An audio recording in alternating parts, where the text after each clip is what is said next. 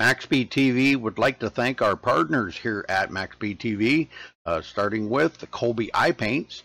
If you're in the market for a new paint job for your car, check out Colby's Eye Paints on Facebook. Need a replica paint of your real-life car? Colby's Eye Paints has you covered.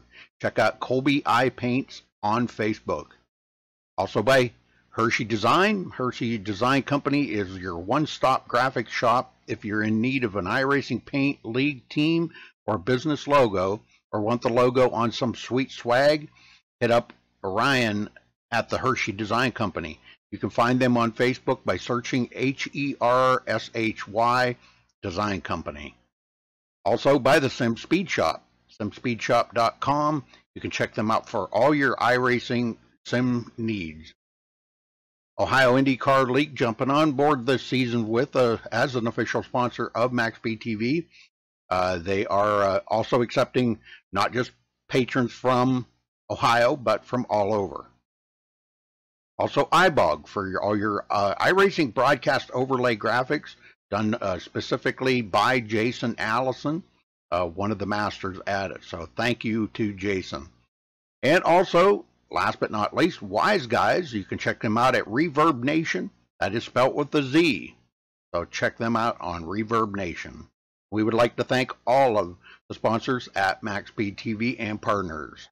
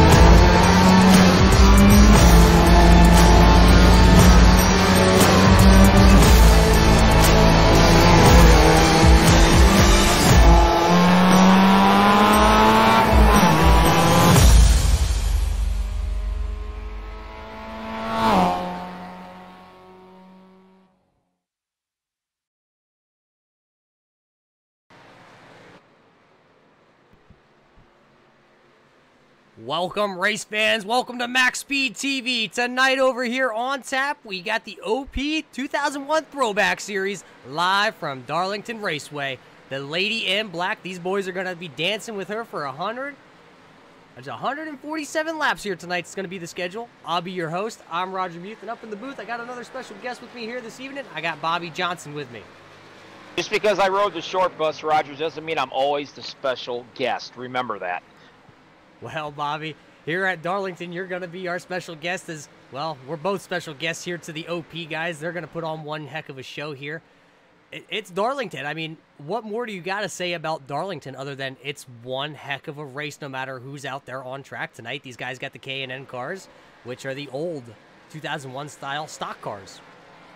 That is correct, Roger. These cars, they're awesome. I mean, man, they can get up to speeds here on this track about 176 mile an hour. As we know, it is a two-groove track, but it's a very tight two-groove track. Basically, we're going to be seeing the Darlington Stripe, as it's been called in the past. We're going to see that probably pop out and basically pretty much dirty up a lot of the right sides of some of these cars out here. It will come up and the wall will bite you before you even know it. We were talking with a couple of these guys, and it's not quite a two-groove track. I mean, I guess you can really go through possibly 1 and 2 side by side, more or less just turn 1, turn 2, forget it coming out. You're going to eat the wall every time. Turns 3 and 4 a little bit narrower, so you're not going to be able to carry the momentum, and definitely side by side action. You're going to see guys actually dropping down onto the apron here, going into the corners to make some passes. Yeah, it's going to be a blast to watch him actually do that, because you're doing about 175 mile an hour and you drop down below that dotted white line. That transition right there, it's a nasty one. It will throw your car all over the place. And I won't be surprised if you're going to see a few cars actually get kind of loose and squirrely coming out of that transition from the high side down below that double white line. That's right. Well, while we're in the pre-race here, let's check out what's this track looking like tonight. Like we said, it's going to be 147 laps here. 200 miles the distance tire window.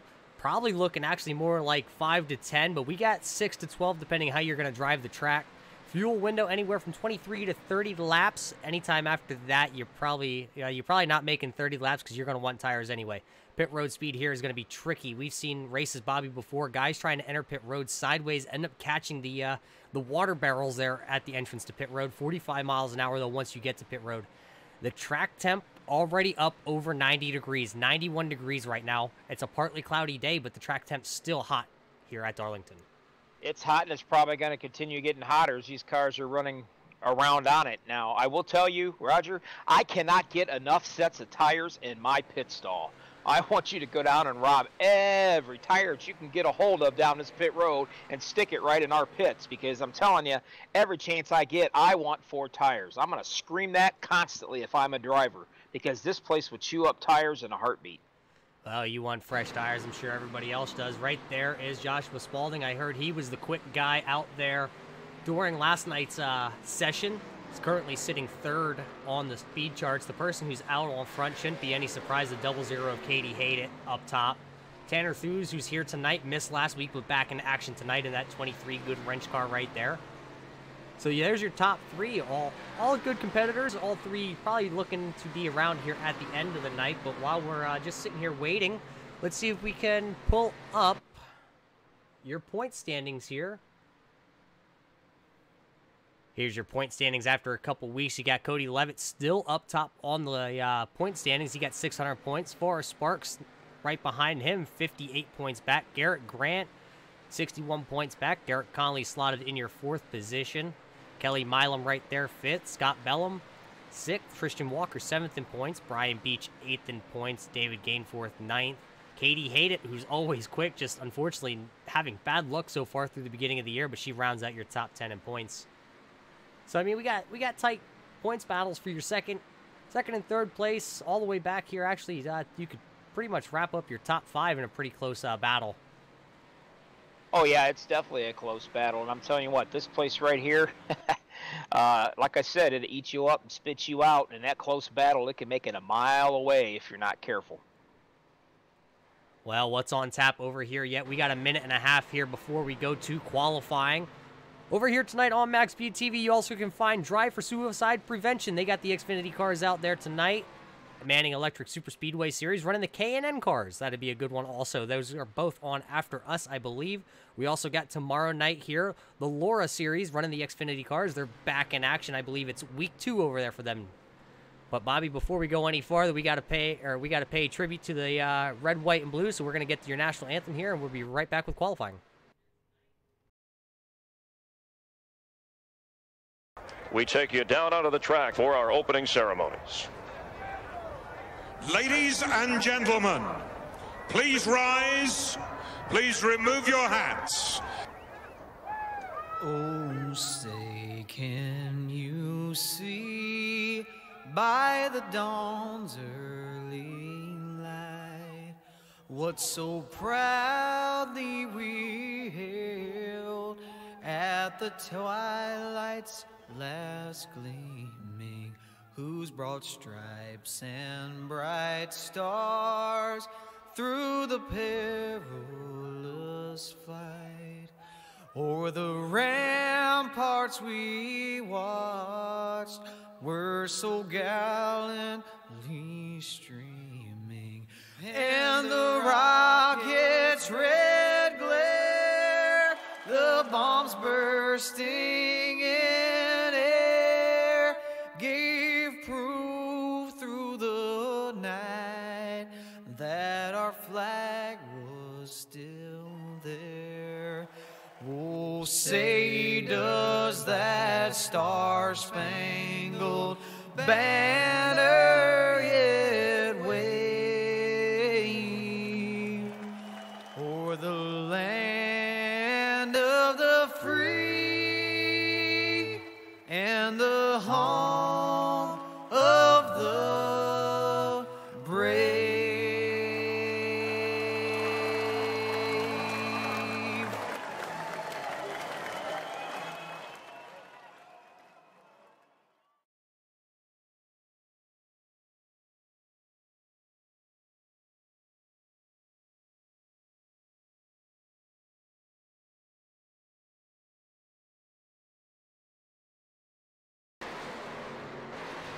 Welcome back, ladies and gentlemen. Qualifying has just started. I forgot we do have a 10-minute qualifying session here, so a couple guys that are going to be on track early right now, right there on screen, is going to be the 14, Timothy Trowbridge. He's out there running that high line. As you see him, he just tapped the wall there, so this lap most likely not going to count, and that's going to hurt him because he's coming to take the green, so that's going to neglect or slow him down for the next lap.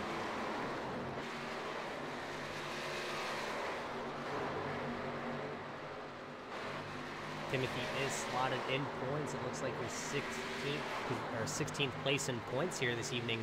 Looking for a good showing here from Darlington, but it could be a tricky one out there as you see him in the wall once again. So both his laps are not going to count. He's going to have to start from the back. The guy who did, though, take a screamer of a lap is going to be the 25 of Bill Bessler.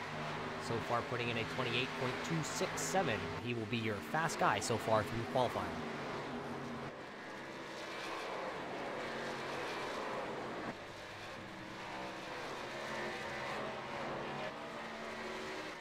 Looks like the 10 of Garrett Grant now going to the top of the board. Put one screamer of a lap out there. Putting a 28.010 on the board for Garrett as he hits the wall coming out of turn 2. So he's going to shut it down now. 95 of James Mayer also out here. Roger, that's going to be a phrase or a saying that you're probably going to hear a lot of tonight as he scrapes or hits the wall. This is one tough track. One tough track, as you say. We kind of figured that going in, and with the track temp still rising here, and it's just qualifying right now. But we're going to see a lot of that tonight. Track temps going up, driver temps going up, and, well, guys hitting the wall. Patience is definitely going to be an important thing here. Tanner Thews out on track now with that 23 machine out there, the Good Wrench white car. See if he can come off corner number 4 here, see what kind of lap he puts in. 23 of Tanner going to go to the second position with a 28.213. So one heck of a lap there by the 23 of Tanner. Good to see him back after last week needing to take provisional points as he had other obligations. Looks like the 00 of Katie Hated now out on track, trying to see what kind of lap she can put in. She was your quick time in practice, so let's see what she can throw down here in qualifying. Still got 6.5 minutes left in qualifying and about half the field to qualify. Katie Hated goes P2 on her first lap with a 28.010. Looks like she's going to shut it down right there. One lap from the books for Katie, and that's all that's going to count. Track position is so difficult at this track, and that's why these guys are probably running their little hearts out to get a good qualifying run, because let's face it, It is hard as heck to pass here. So normally you want to try to get a great lap in here so you can at least be up towards the front at the start of this race and hopefully be able to stay out of any kind of trouble that may occur. And Bobby, if you look at the top of our time charts, actually the 10 of Garrett Grant and the 00 of Katie Hayden tied on the board speed-wise. They are both correct. there with 28.0 or 28.010s. Joshua Spalding, though, out on track here. He should be putting in his first lap time coming out of turn 4, it looks. See if he can possibly go up there and break the juggernaut of the 10 and 00. I think he got into the wall, and a smart move by him is going to be to shut it down real quick so it doesn't take a second lap from him.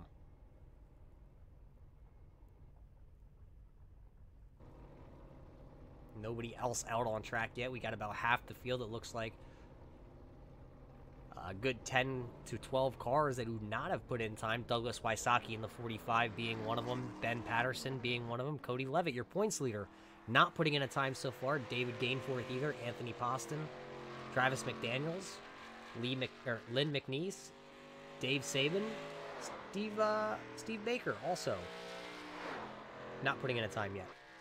Spalding back out on track, trying to get at least one lap in here.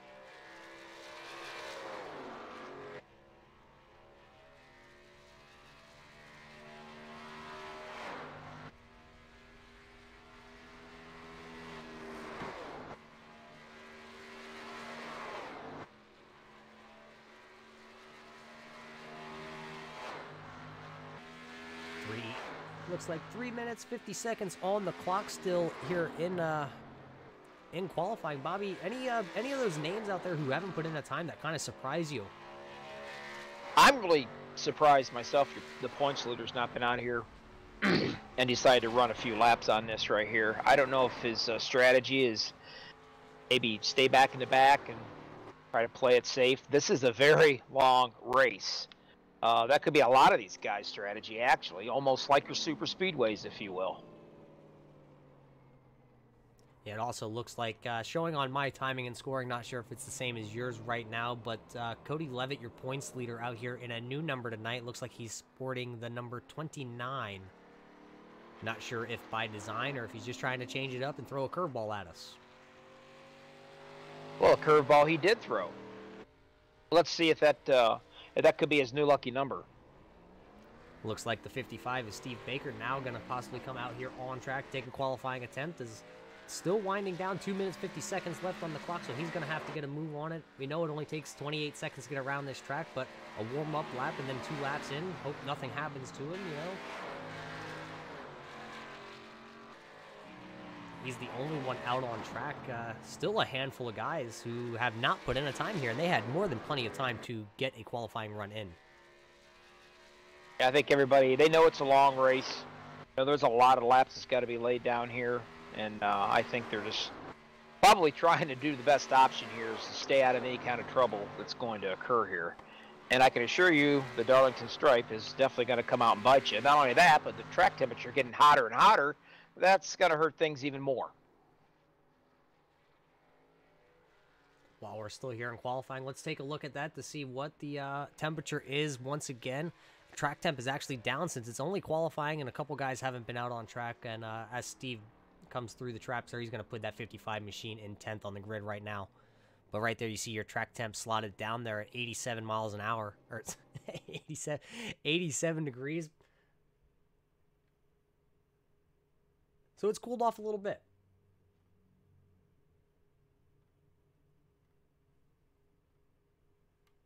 Doesn't look like anybody's going to be out there on track. Doug Wysocki now coming out, actually, in the 45, the Sprint PCS car. It's a nice throwback there. What was that, Adam Petty? Exactly, Adam Petty. Brings back some memories on that one.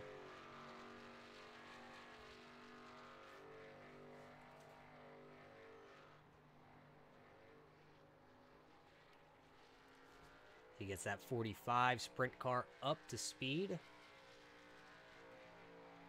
Hits the line right there. He should have enough time to get at least one qualifying lap put down here for the 45.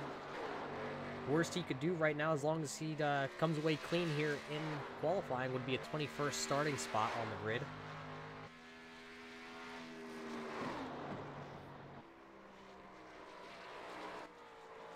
Oh, I'm not sure. I think he bounced it off the wall there. He's going to have to hustle. I don't think he's going to get back to the stripe in time to lay down another lap. I don't believe he's going to make it either. Seconds are ticking down. Looks like we got 15 seconds. It's just not quite enough time to get back to the stripe.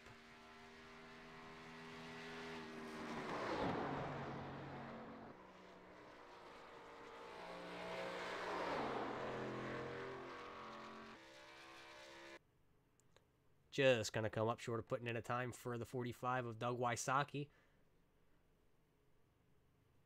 Well, Bobby, it's that time. Time to throw down your 2001 Throwback Series starting grid here for the OP Racing guys.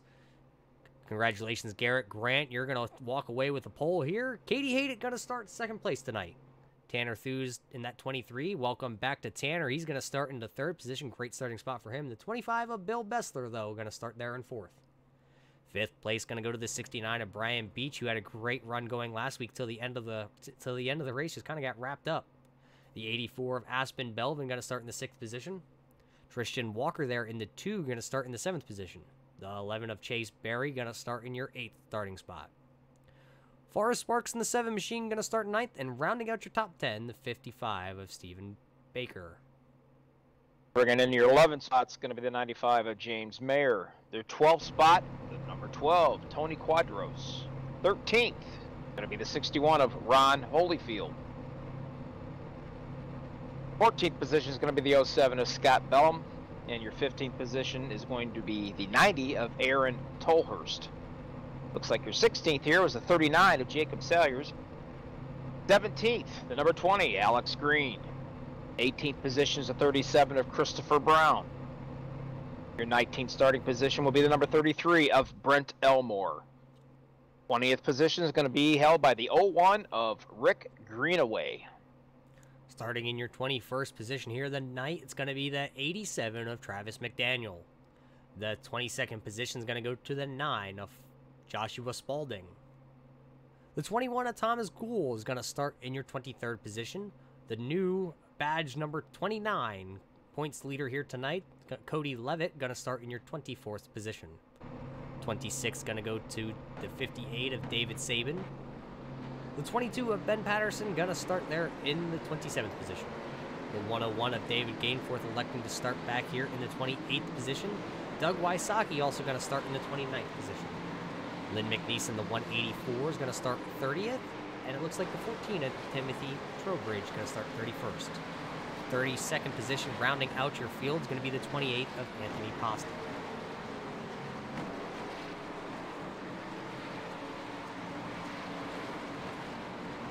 All right, Roger. My predictions is it's going to get slick. The walls are going to come up and bite you. And these guys are going to have to get on a nice, smooth pace. They're going to have to be very patient and give each other some room. There's a lot of laps they got to run here to get down. And hopefully we'll be able to probably have at least a decent green flag run here. Now, remember, also, green flag pit stops, too. Think about those. As the pace car is in, we are waiting for these guys to bring it down here. Looks like the 10 of Garrett Grant going to be your control car here on the first restart. Everybody giving plenty of room. The green flag is out. We are racing once again here with the OP Throwback Series from Darlington. Looks like Garrett Grant's going to get there in front of Katie Hayden as they go down into turn 1. So far, so good. Your top 3 single filed out.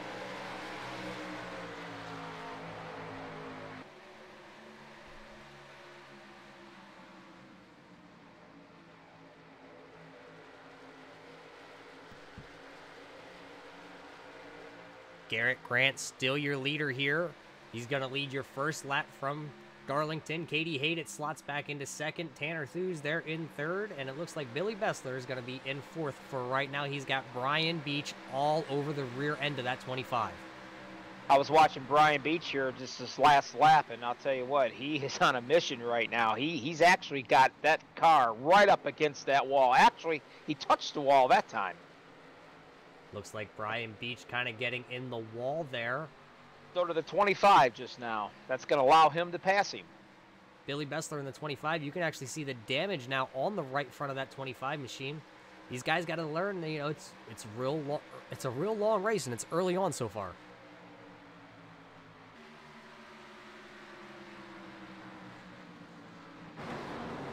Like I've always said, Roger, the word patience and race car driver, and you'll never hardly ever hear those in the same sentence.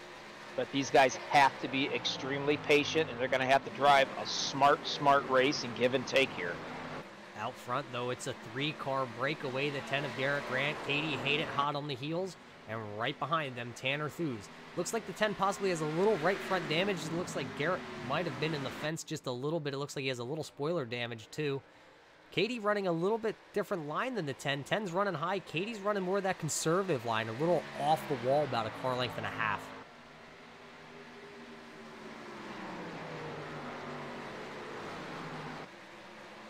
So far, 5 laps in the book. You see Katie Hayden dive it down coming off turn 2. And ooh, the 10 of Garrett Grant up into the wall big time. Gonna lose position number 1. Gonna lose P2 also. Now he's gonna slot into 3rd. Heavy damage it looks on the right side now of that 10. That car's getting beat up early on. I'm kind of curious on this, Roger. We do a lot of broadcasting. Are they allowing any fast repairs in this race? One quick repair here with the 2001 series. As it, you know, it might not slow him down that much, but you never know what kind of damage it put underneath the car. Exactly. It's tough enough that these things handle on this track with no damage. I can only imagine what it's like when you do have some damage. A little bit farther back here in the field, Ron Holyfield in the 61. The Hardy's car right there, that orange, beautiful looking car. 12th position for Ron Holyfield right now. These guys are all nose to tail. A little bit behind them. It looks like we have a little bit of a battle right here with Spalding and Jacob Sayers. Haven't seen Jacob Sayers out here too often. As we got a car turning around back there. I'm not sure who that was. It might have been, well, that's not right either. Not sure. Did you got a confirmation on who that possibly was? Well, you know what? I did have, but it's all, the sides all beat up. It looks like it's going to be David Sabin, the number 58. Let's see if we can go back and catch what happened to David Sabin, because that is who that was collected there coming off the corner. As we are going to stay green here.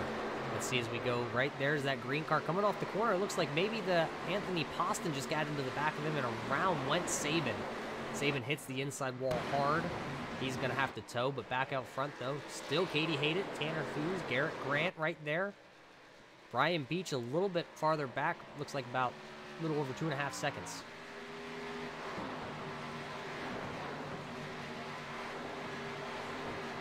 For the most part, everybody's doing a good job single file. They're starting to understand now that the wall is going to come out, and it can bite you before you even realize it. And they're doing a good job, actually. They've calmed down somewhat, and I think we're going to have a pretty decent green flag pit stop here, hopefully. Or, I'm sorry, a green flag run. Right there's your points leader. Your points leader, Cody Levitt, not having that good of a night. As we have a little trouble, a little scuffle there between the 01 of Rick Greenaway. Caution flag is going to fly. Not sure what happened to him, as we were about to give an update on your points leader, and say his night's not doing too good for him.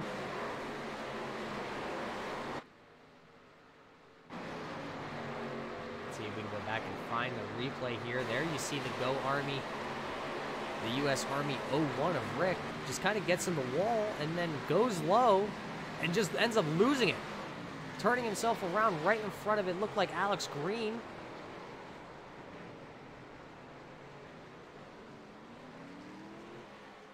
I don't know what caused him to shoot back up that track right there.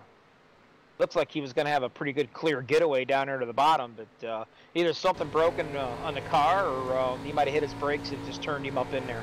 Well, let's go on board here with Alex Green, as he was the car behind him. Oh, Alex also into the wall. Then you see him go down low, and the 01 just loses it, comes back up, hits the outside wall there on turn, or it looks like that's the backstretch. Oh, and then something happened in front of them, Bobby. Bunch of cars getting together in front of Alex Green then after that. Not sure who those guys were. Looks like the 28 of Anthony Poston was involved in that. Let's see if we can go back and see what happened with him.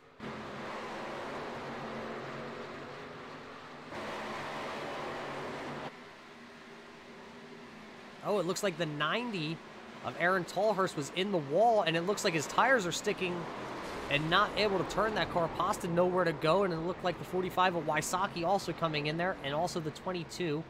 Not sure who the 22 is. Ben Patterson also being involved in that.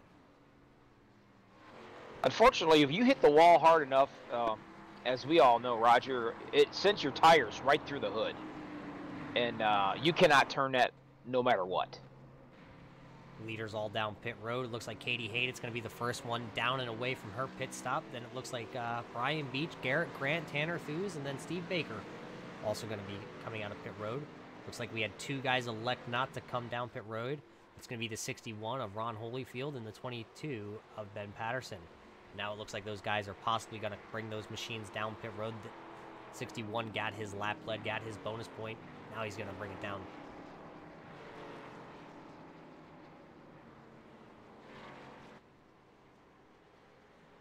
Well, Bobby, let's see. Maybe we can get a word in with the number 90 of Aaron Tallhurst. Aaron, you got a copy? Hey, guys. What's up? Well, Aaron, we haven't got to talk to you before. I guess this isn't a good way to get your first interview here on a Friday night, but tell us what happened there with that 90 car. I just got on the wall, and I think that kind of bug for these cars. My right front got into the air, and I just couldn't turn. Yeah, it looks like you collected, I think it was the 28 of Anthony Poston, and along with the 22 of Patterson. What's going to be going forward here with that 90 car from here on out? Well, I'm trying to get it fit, so I use my fast repair, and it's still not turning, so see what happens now. Do you know if they fixed the bug where once your tires get locked like that, you're not able to use the quick repair? Yeah, I don't know. I did use my fast repair, and it's still not turning, so I think it's still a bug. Well, that's unfortunate to hear from the 90 car, because that is only 13 laps in the book here tonight of 147, so an early end to your night it's going to look like, possibly. Just a rough one out here from Darlington. Yeah, I'll still try to get back to the race. If not, we'll get them next week. Next week, always Bristol next week, so another tough one for you, though. But hey, try and get that 90 car fixed and get out there and get as many points as you can. Oh, yeah, thanks, guys. Well, you heard it. The wheels just locked once he hit the wall, Bobby, and it was on from there. Yeah, that's unfortunate for him because basically with that little glitch that's going on, he may not be able to get back out and get some laps in here. Well, Bobby, it's that time that always gives you and I a little bit of a headache and a little bit of run for the money here. The first restart of the night is going to come here on lap 14. Lap cars to the inside. It's going to be interesting to see how this plays out here at Darlington. We haven't seen this rule implemented at a track kind of so tight and narrow where you really can't race each other down into turn 1. No, you can, and if you do, you're going to get yourself in trouble, and so is everybody else. You think it's tough for us broadcasting with the lap cars in the bottom lane. Imagine what it is up here when you're on the lead lap, having to worry about a lap car. Well, the pace car is in. It doesn't look like any lap cars to the inside on this initial restart here, so that's going to be good for your leaders as they just got to wait for the flagman here as they bring them down nice and slow. Katie Hayden, your control car. Green flag's out. You see these guys coming up to speed, getting up through the gears. There they go. Everybody's away clean. Nobody spun the tires there on that restart. Everybody's pretty well off going here. Into turn 1 they go. Looks like everybody definitely has fresh tires on, which is a good thing. And I noticed that Katie, she really gets up on that wall, but she'll actually bring it down towards that white line in those turns. She's running a little bit different line than what most people are running here. Forrest Sparks looked to be making Joshua Spalding looking there to the inside of who he was battling. Looked like that was the 12 of Tony Quadros. He made that pass. Now Joshua going to be slotted in the 7th position. Look for that Napa car to get up to the front. He's in 7th now, but I know he's got a little more speed left in that machine.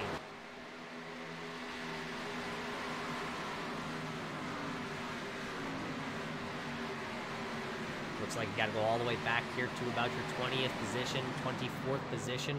These guys are battling it out. Looks like the 14 of Timothy Trowbridge going backwards here. having a little bit of a handling difficulties, looks like. He's just kind of moving to the inside, letting a lot of these guys go. I'm not sure if he's probably playing the game of it's still way too early to go for her, or what's going on with the 14. Yeah, same thing with Brent Elmore in that 33 ride. He got up high up into the wall right there. He got passed by, I think, like a freight train. It must have been about 4 of them went by him. And now the 84 is getting ready to do the same thing, go up underneath. Aspen Belvin there in the 84 having a lot of damage on that number 84. Woo, you see the Brent Elmore going towards the inside there, getting loose coming off turn 4. I heard a car in the wall, not sure where it is. Probably just banking it off the wall. We're going to hear a lot of those tonight. Thomas School out here tonight, sporting new colors. It looks like he's trying to throw back to, who was the Rubbermaid car? Was that Kurt Busch? One of Kurt Busch's first sponsors when he got out in here. Beautiful looking car right there as he just went around the number 07 there of Scott Bellum. Now that's going to put Thomas into the 9th position. He's on a charge from the 23rd spot. Up front, you haven't missed anything. Katie Hayden still out here. Looks like she has a 2.3 second lead over Garrett Grant. And Garrett Grant is back here with the number 23 of Tanner Hughes.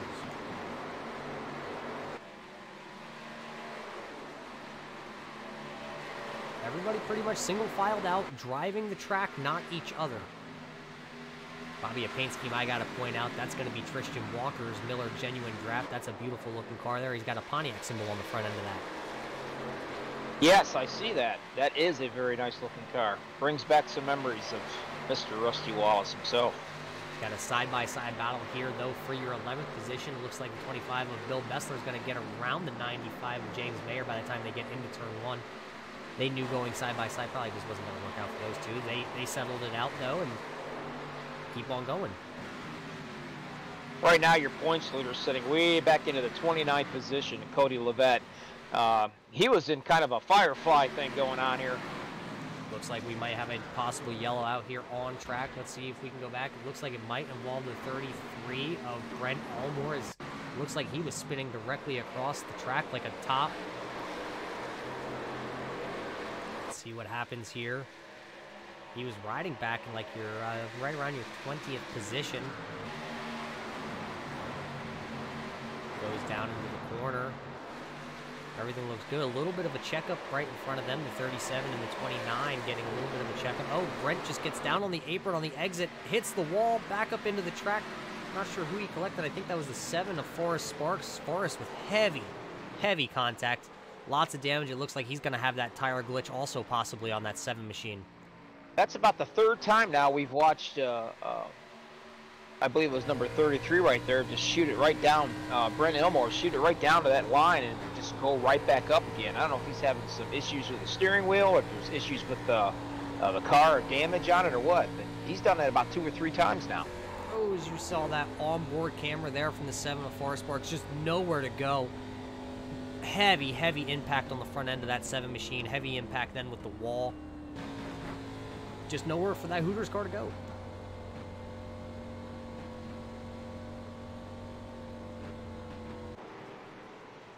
He's going to have to bring that machine down. He's going to get work done to it. Katie Hayden, though, is going to be your first one off pit road once again. Garrett Grant following her off pit road. And then Tanner Thews, Stephen Baker, Tristan Walker, and it looks like Joshua Spalding. Absolutely no surprise about Katie Hayden sitting up here so far leading this race. A lot of talent right there, I got to tell you. Just about every race that we have broadcasted so far, she's been up there battling in the lead. I've seen her down, I think we've seen her down like 12 laps at one point in a race, and she came all the way back and got her lap back, which is unbelievable. You know, Bobby, for all the talent that the 00 has had here with the OP guys, we have yet to hear Katie actually talk. And we can't seem to get her in TeamSpeak here to actually talk to her. Exactly, we can't. So basically, we're just going to have to simulate what her voice would sound like. Oh, please don't do that, Bobby. I know where you're going with this. Let's save that for another day and time. Okay, fine. Anyway, I can guarantee you she can drive a lot better than what she's talking. I'll tell you that. But you know who we can talk to, Bobby? We can talk to the man. We can talk to the guy in the 23 machine. Tanner Thews, you got a copy. Yeah, I got you. Well, Tanner, missing in action last week, but back here in action here at Darlington. How's the track out there? How's the car handling? Not too bad. Just trying to take it easy early on. I already got into the wall early, so 3 and 4 is pretty treacherous. 1 and 2 ain't too bad. 3 and 4 kind of likes to push in the middle, but overall, not too bad. You started in the 3rd position, still running in the 3rd position. You see that 00 and the 10 out in front of you. Do you got anything here on the early going for those, or are you just going to really pretty much take it easy and just ride behind them, see what they're doing? Right now, just taking it easy. It's tough to say. I think we're all kind of saving a little bit. It's still long ways away from the end of this thing, and it's really easy to get in that wall when you push it, as I did earlier. So I think right now we're all saving a little bit. I think 00 saw the 10 get in the wall. I saw the 10 get in the wall, and then I ended up getting in the wall. So I think right now we're just going to play it careful and try to make it to the end of this thing in one piece. Well, you know what? Hey, you're still in 3rd, so you're having a great run so far. I hope we don't jinx you with that, but try and keep that 23 car out of the wall, you know, the best you can here. 10-4, man. So it's good seeing Tanner Thews out here. He's a good guy, you know, good racer, fast racer. Just a good racer all around, just like Katie Hated. What I took from that little interview, Roger, is he followed the 10 into the wall. When you're going around and around and around trying to wind these laps down, you're getting right up close to somebody. I mean, you get this tunnel vision where if they go up and they kind of hit the wall, I mean, you're trying to follow all their moves as you can to draft a little. It puts you right up in the wall with them. Well, it looks like we have 2 lap cars to the inside. It looks like it's going to be the 90 of Tolhurst and the 61. That's going to be Ron Holyfield. Going to be your first 2 lap down cars to take the green flag. They're on the inside. Green flag's back out. Katie's away. It looks like she's going to get a great start. She's going to clear both lap cars by the time we get here into turn 1. Looks like Tanner Thews is going to be just fighting just a little bit there to get around the 90 of Aaron Tolhurst, but it looks like might successfully got that taken care of. Katie Hayden and Garrett Grant, I mean, they done a great job getting out in front of those guys. And now you see 23 of Tanner Thews, he's right on his butt just about. So these 3 cats, they got it going on pretty good. They got it going on, but right now Tristan Walker trying to get around the 90, the lap down car of Tolhurst.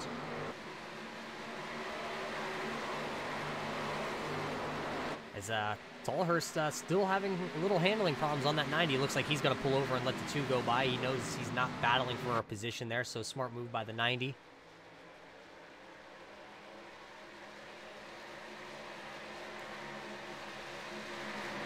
Everybody's just pretty much single filing out now. Right now you got to go all the way back here to your 11th spot. Looks like the 29 of Cody Levitt working over the number 40 of Doug Wysocki. He's going to take that position and go around him. So Cody Levitt now on the charge towards the front. Started way back in the 24th spot, now up to 11th. David Gainforth also moving up. Oh, David got a new paint scheme out there, Bobby. Did you check that one out? Yes, I did, and I like it. Fred Flintstone, it reminds me of having Bobby on the hood. Yep. Spent a lot of time in the quarry. Lynn McNeese also having a strong showing, up from the 30th position, now running 16th. These guys are being smart about the moves they're making out there. So, good racing. Yeah, they're going to have to be smart because half of these guys has probably end up using their quick repair already. And, man, 29 laps of 147. I mean, yeah, you can't afford to get in any more trouble because you're not going to be around towards the end of this race. I thought we were going to have a moment there. It looked like the 20 of Alex Green in that Home Depot car. It looked like he was headed towards the wall coming off turn 2 last lap, and Billy Bessler right behind him. Alex, fortunately, being able to keep it out of the wall, and Billy being able to keep it out of the rear end of the 20. So hey, those guys trouble. are good. The 12 got into the, looks like the 184 is barrel rolling. Let's see if we can back it up here and see what happened between the 12 of Tony Quadros, and I believe that's going to be Lynn McNeese.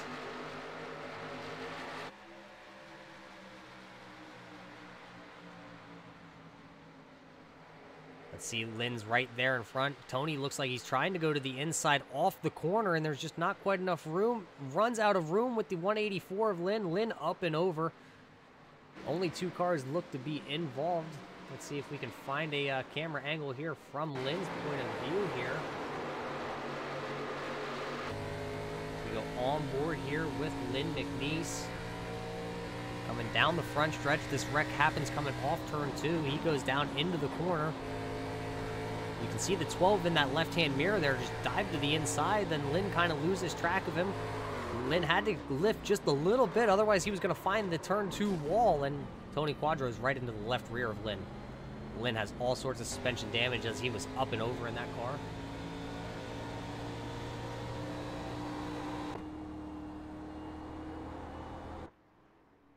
Lynn's going to make it to pit road, but heavy damage on him. Looks like Alex Green electing not to come down pit road here along with Billy Bessler. Another one got hooked up into that was Chase Berry. He was unable to avoid that. He ended up clipping him and going into the inside wall and hitting pretty hard.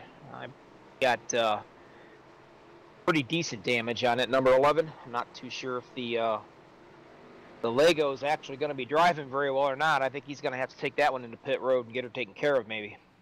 First one off pit road, though, that's going to be Katie. Tanner's going to come off pit road there behind her, and then Garrett Grant. But still got these two guys out here who did not come down pit road, Alex Green and Billy Bessler. Could be strategy play here by these guys. I'm not sure what stent we're on right now between those guys. 9-lap stent, I believe it is. Track position means everything here on a track like this. So Alex Green pulling a little bit of a strategy play along with the 25 is those guys were back in the field a little bit.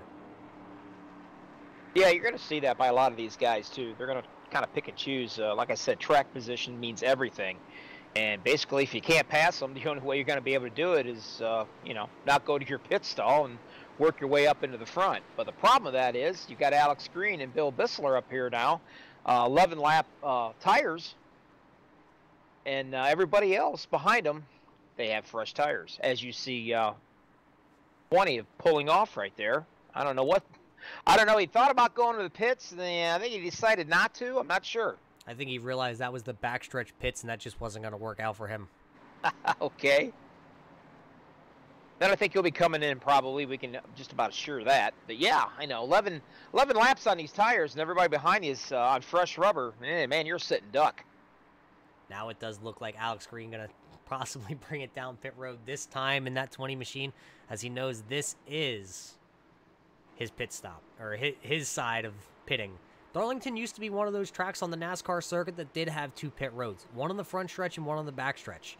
Unfortunately, yes, this is a 2001 Throwback series, but you're unable to utilize that old race style of having 2 pit roads. Just not possible. Looks like the 25 there came in with him also. So the 20 and the 25 down pit road, that's going to hand the lead back over to the 00 Katie Hated. Katie Hated out front. That's where she's been. There's your top 5. Hated, Thews, Grant, Baker, and Spalding. Rounds out your top 5 as they sit right now. Tristan Walker going to be your 6th place guy. Brian Beach currently running in the 7th. Thomas Gould 8th. Travis McDaniels 9th. And James Mayer rounds out your top 10. We'll wait and see here, Roger. Let's wait and see when when they take the green flag here, if the lap cars are going to be an issue or not on the inside. Like I said earlier, that's something that, you know, these guys also have to kind of worry about. The old rule with the Throwback series here. Pace car is going to be in, and they're going to bunch up right here, nose to tail. And Katie should be leading them right here to the green flag momentarily with the lap cars down below. What she needs to do is she needs to get off to a good jump start right here and not spin those tires, which they shouldn't because they're all fresh. Green flag, we are back racing again, and it kind of looks like Katie Hated, Tanner Thews, and the number 10 of Garrett Grant has successfully got past those lap traffic. The top 4 getting right around that lap traffic now. Joshua Spalding in that 9 car, the Napa car right there, battling it out. He's going to get around, it looks like, your lap traffic. Now Tristan Walker once again having to battle hard to get around the lap traffic early on here. Let's see if he can get past the 33. He got past the 90. It looks like he's going to clear the 33. Now it's going to let Travis McDaniel there in that Valvoline car being the guy who's going to have to battle it out. He's going to drive it in real hard along with Brian Beach. Brian Beach really manhandling that 69 car to get around the lap traffic. Now it looks like your top 8 is, ooh, Aaron Tolhurst in the 90 in the wall once again, up and over. We're going to stay green flag racing here. That 90 of Aaron Tolhurst with a bunch of damage from the previous accident, up and in the wall, but everybody avoids him. He's going to bring it down pit road once again. That was some good driving right there to try to keep that car down and not go back up into the field and cause any more damage to anybody. Looks like the 10 of Garrett Grant also up into the wall. He's going to lose 2 positions of the 55 of Baker and the number 9 of Spalding. Now here comes Christian Walker. Walker's going to drive it in real hard. Almost door to door there, as it looks like the 10 of Grant in the wall once again. So Garrett Grant going backwards now. Ooh, boy, here comes other guys barreling in there. It looks like the 21 of Ghoul's going to get around him. He almost rear-ended the 10, the 33, the lap car right there. That's Brent Elmore, and then it looks like possibly James Mayer going to go around him on the outside. Contact with the 10 and the 95 now. And your points leader sitting right there, right behind all that, watching this happen, thinking, oh, Lord, boys, not in front of me.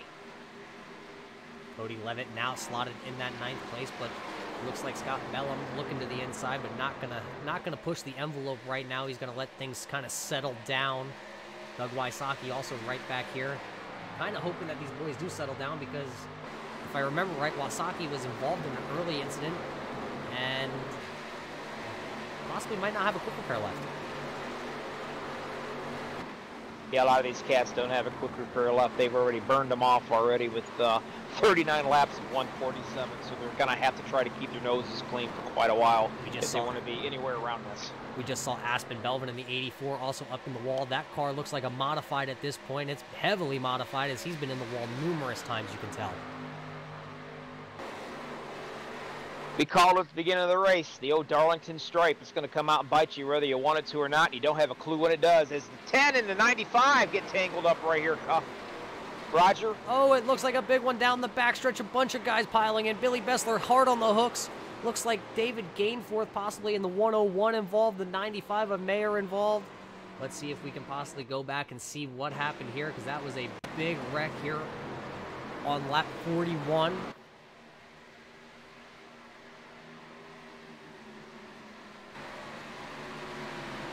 See, as we see the 10 going to the inside of the 95. This was a battle for your 10th spot.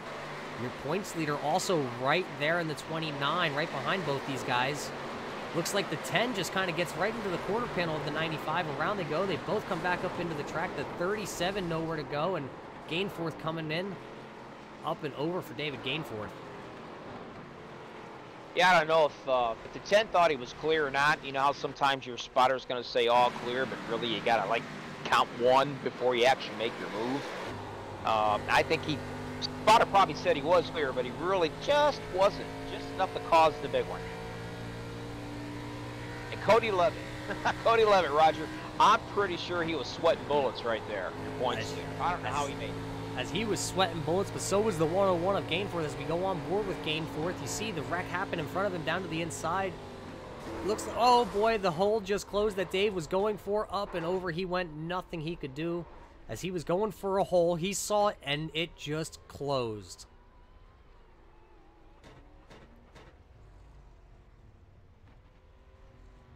A big wreck here on lap 41, gonna possibly end a lot of these guys' nights early. Something nobody wants to see.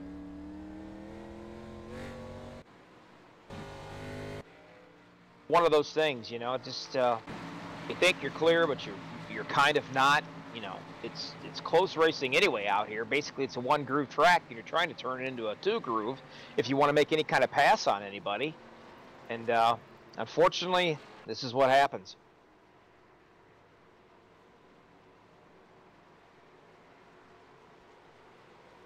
Looks like once everything cycles through here, I think the 55 of Steve Baker is going to be your new leader.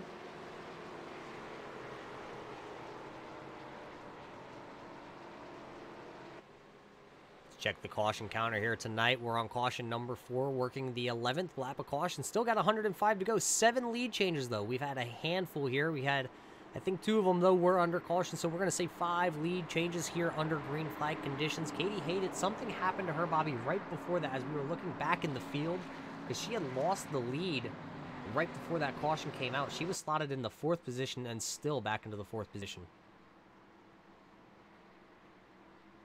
I'm going to assume she's watched everybody else hit that wall, just made her just a little bit gun shy, and she might have just slowed down her pace just a little bit.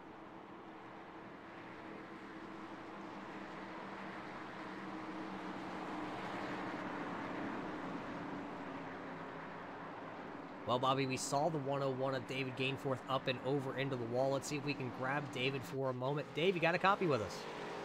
Yeah, I'm here, man. Dave, I'm not sure if your head's feeling all right after that tumble, but walk us through what happened there.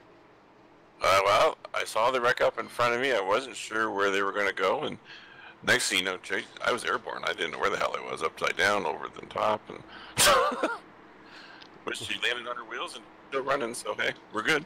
Well, she's still running, but it looks like Fred Flintstone took one heck of a ride, one heck of a beating, and it also looks like you possibly have had to have used your quick repair here on lap, looks like 45 now. Yeah, I had to use on that one, unfortunately, and yeah, Fred had a little, we banged up our Fruity Pebbles there a little bit, but you know, we're okay, we're good. Well, you're good. Well, hey, you still got a long ways to go. I guess you're probably going to have to take care of Fred and Dino. I see him on the back bumper there, so try and keep the quarter panels on that 101 the rest of the way. Yeah, I'm going to do the best of my job here. Like, you know, it's still a long ways to go, like you said here. So if I can get through the next 50 laps, I think I can get a good top 10 finish into this, actually. Well, top 10's never counted out here, as there's a long way to go. So good luck the rest of the way. I believe you got 1 to go, so I'll let you get back down there. Perfect. Thanks for talking to me, guys. Roger, you're correct, buddy. I went back here on lap 38, and I was checking out Katie Hated, and sure enough, she felt left out. She wanted to be like everybody else, and she came up there and she smacked the wall. Well, we got the 95 of James Mayer right now, who's technically going to start in front of your leader. He is literally the tail end of the lead lap. Let's see what happens here, as the 55 of Baker is going to be your actual leader. Tallhurst is back out there as the lap car on the inside of the 90. Green flag's waving once again down into turn 1, your top 3. Oh no, Katie Hated! Gets into it. Katie Hated was turned around for a moment there, and then it just went haywire. The 33 involved in this once again. I think Lynn McNeese also getting wrapped up in here. This is definitely not the 33's night. I think he's been in about at least 3 episodes so far in this race. Definitely not going the way he was hoping for.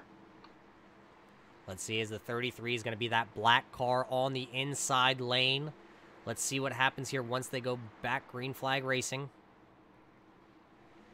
See the green flag waves. Everybody's away. A little checkup on that bottom lane. Christian Walker back there spinning his tires heavily. Oh, it looks like maybe the 33 just kind of got into the back of the 90 of Tallhurst and Katie Hated. Lynn McNeese nowhere to go, kind of getting wrapped up. Everybody else looks to come through there pretty clean, unscathed.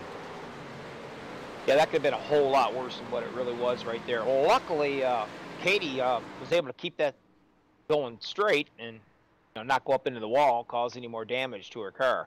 I do not know if she's used a quick repair or not. I do not believe she has. So she's going to bring that 00 back down pit road.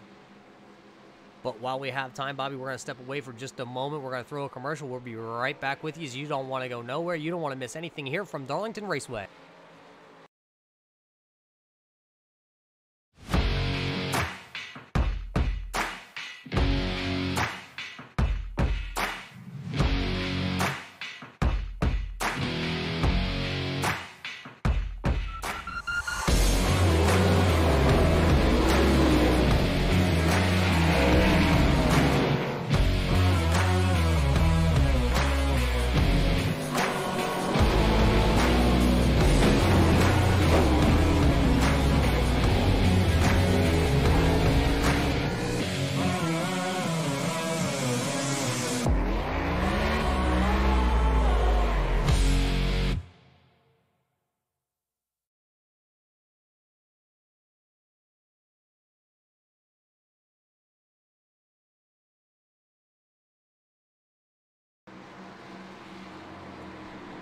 Welcome back, ladies and gentlemen. Thanks for tuning in tonight here at MaxSpeedTV as you're watching the OP 2001 Throwback Series. Unfortunately, under caution here, but there's your top 5 at the top of the screen. Stephen Baker out front, Joshua Spalding second, Tanner Thews third, Tristan Walker in 4th, Travis McDaniels into your top 5. Brian Beach is going to bring into your 6th position. Thomas Gould having one heck of a run here, 7th. Looks like your points leader, Cody Levitt, now finally in the top 10 in the 8th spot. Scott Bellum in the 07 is going to be slotted in 9th, and Doug Wysocki rounds out your top 10. Bunch of shuffling going on early on here, Bobby, with the just pretty much your top 10. You've seen guys come and go. Oh yeah, and it's unfortunate here on Katie Hated. Brent Elmore got into her, and she ended up having to go into the pit road and get taken care of. She's dropped all the way back now. Looks like well, she's back in 15th position. So she's got a little bit of work cut out for her to get back up there. Looks like everybody in your top 14 electing to stay out. Everybody behind that, which is Katie, and then the 84 of Aspen Belvin, Ron Holyfield, David Gainforth, Alex Green, all coming down pit road. And a bunch of guys back there after that, going to be a couple laps down. So we should see some lap guys to the inside here on this restart.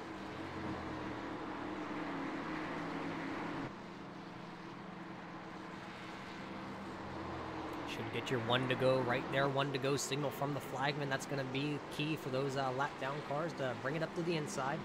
Looks like Forrest Sparks, who was wrapped up in that one tangle up early on. He's going to be your first guy to the inside. He is currently 5 laps down.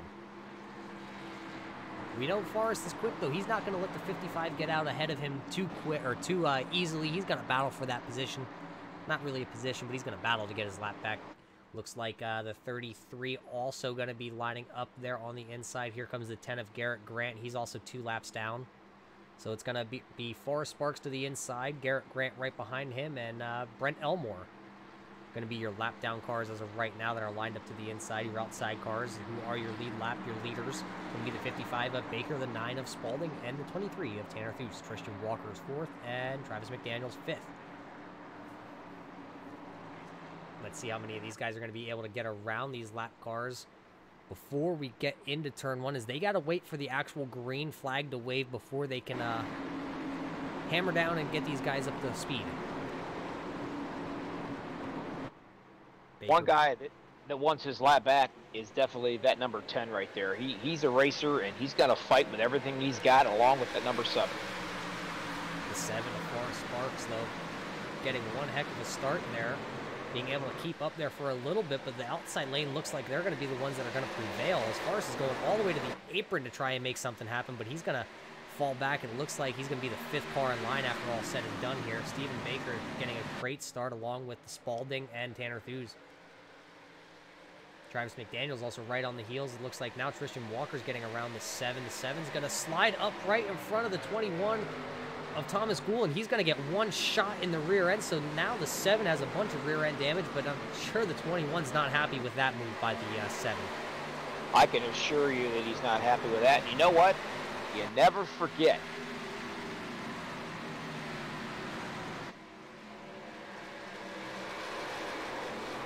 See everybody coming through. It looks like you got to go all the way towards the back till you can find somebody that's side by side. It looks like the 14 right here of Timothy Truebridge, who is actually a number of laps down, who's still having handling problems, trying to get out of the way, just trying to run his race and not ruin anybody else's. It's kind of difficult here. It's a narrow track, not many places to kind of run and hide.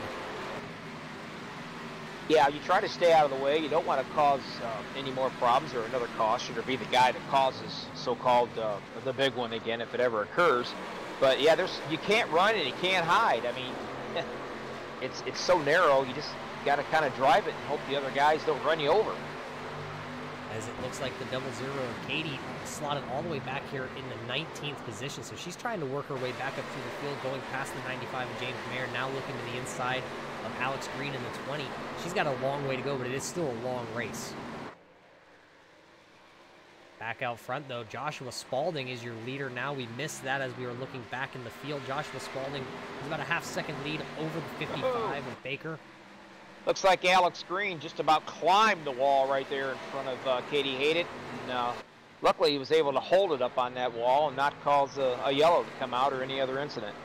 Well, let's see if we can go back and see what happened to Alex Green in that 20 Home Depot orange car.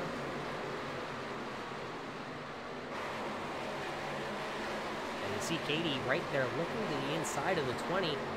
All good coming off turn number 2, so it's possibly coming off turn 4 that she had a little bit of an, or he had a little bit of an issue. Up into the wall, you see him right there. Oh, then a little bit of a connection issue with the 20 of Alex Green. So we won't be able to show you exactly what happened to him, but he's back on track now, but way down the speed charts. Katie hated again, Roger, following in the number 12 this time. He goes up into the wall right in front of her. She had to make a bit of a evasive maneuver to avoid hitting him. And she came unscathed out of that one. Well, I'm not sure. Maybe they're just intimidated by seeing the 0-0 right behind them. But out front, still going to be the 9 of Joshua Spalding. He's having one heck of a run here. He's kind of just pulling away from the 2 guys who are trying to battle it out. Back here for second place, the 55 of Baker and the 23 of Thews.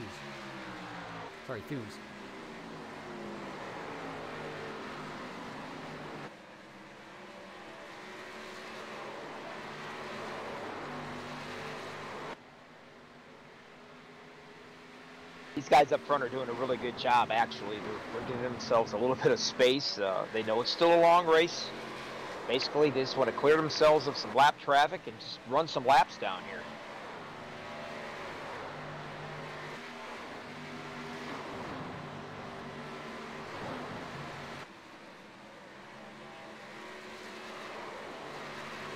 It's kind of hard, Bobby, looking through the field. Not too many actual battles going on out there on track.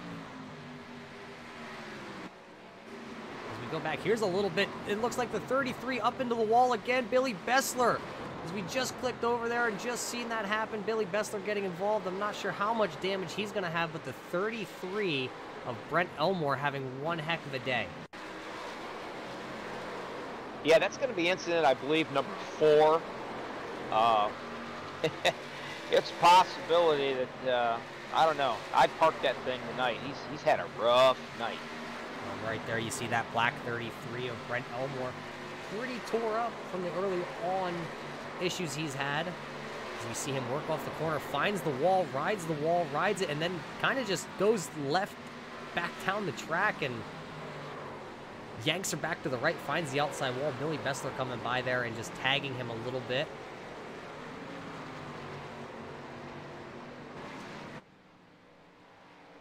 So a rough day so far, rough sledding for the 33. We know he's out of a quick repair by now. He's 2 laps down.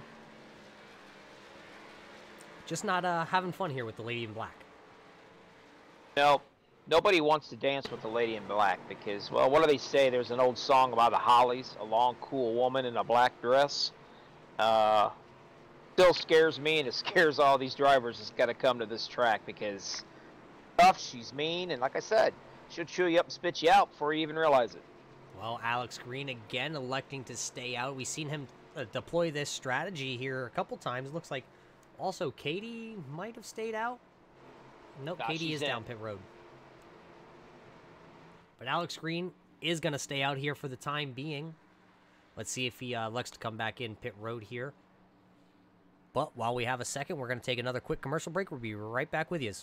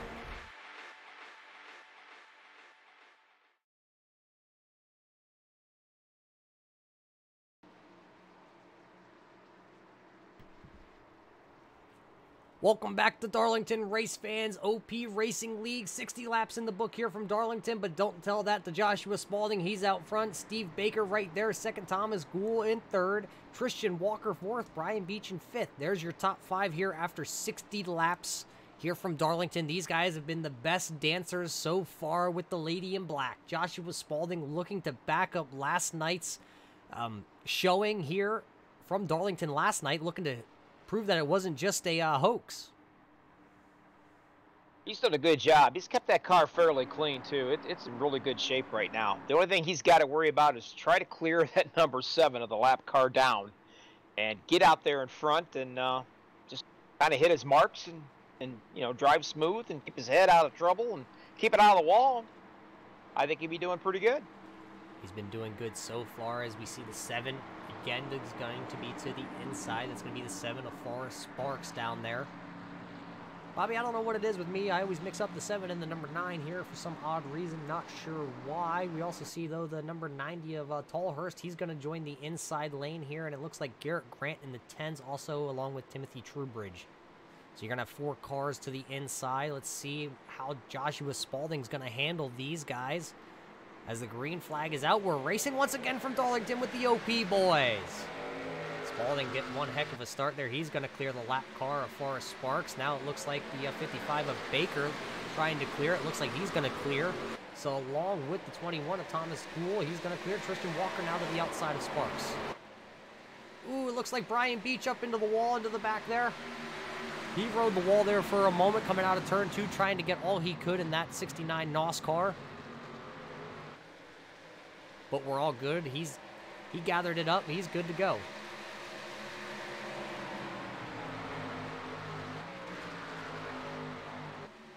Just an update on the 00 of Katie, now into the 14th spot, so she's making her way up to the front. 45 of Douglas Wysocki. He's still holding on to his top 10, so a good showing here for the 45 in that Sprint PCS machine. 28 of Cody Levitt's doing a really good job right now. He's starting to get up into a little bit of traffic here. Your points leader, he's sitting in the 8th position, and he's kind of watching them battle it out up here in front of him, and he's probably starting to say, oh no, boys, don't do nothing silly here. 69 of Brian Beach, sideways off the corner, right in front of your points leader. Points leader having to go 3 wide for a moment. Brian Beach back into the wall. Anthony Poston getting into him this time. But he hangs on to it, so once again, the 69 up into the wall sideways, been able to hang on to it. I'm sure the points leader, like you just said moments ago, Cody Levin, who's coming through the field now, finally working that 29 machine in. He had to take evasive action as they were about 3 wide there for a moment. Yeah, I'm pretty sure he's saying, boys, stay away from me just a little bit. I'm going to calm my nerves down. Scott Bellum, who's going to be right in front of Cody Levitt right there in the 07. He's having a good night, up from the 14th spot, running 6th right now in that camel car. Looks like Cody Levitt looking to the inside right now. Who's going to have it? Bellum looks like he kind of lifts early, gives it to him, but then he's going to lose another position, looks like to the 28 of Poston, and then Brian Beach also going straight around him. So, oh, Cody Levitt into the wall. Yeah, he got his rear end of the wall pretty good on that one. You can see his back spoiler and bumper kind of bent up right there. Wow, he's up into the 6th position, but out front still Joshua Spalding. He's pulled about a little over half a second lead on your 2nd place of Stephen Baker right now. Christian Walker is now 3rd, got around Thomas Gould. Bobby, my eye just keeps drawing me back to the 21 of Thomas Gould here in that Rubbermaid car. That car, I think, was one of the cars back in the day. I'm not sure. Maybe it was 2001 or 2003 Darlington 500 when Kurt Busch and, was it Ricky Craven, went door-to-door to the finish? Yes, it was. Speaking of going door-to-door, Katie Hayden right now, she's in a little hornet's nest going on, but the 87 up here and the number 10 right behind her kind of giving her a little push. Clear now the 87 of Travis McDaniels. That's a battle for your 17th and your 18th position. Hayden has it now. Now she's going to look to center her sights on the 84 of Lynn McNeese.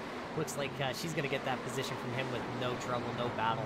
25 of Billy Bessler right there off the pace. Not sure what happened to him. Maybe he got a little sideways, a little loose, and just trying to gather that 25 Dalt or a UAW car up. He is well off the pace.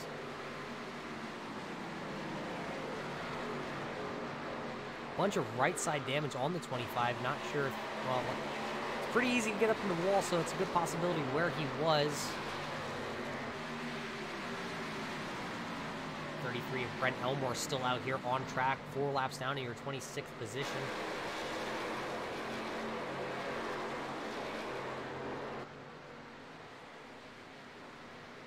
Joshua Spalding still out front, Bobby. Yeah, he is. And a guy we've not heard a whole lot about or talked much about, believe it or not, that 28 of Anthony Poston. He's quietly working his way up.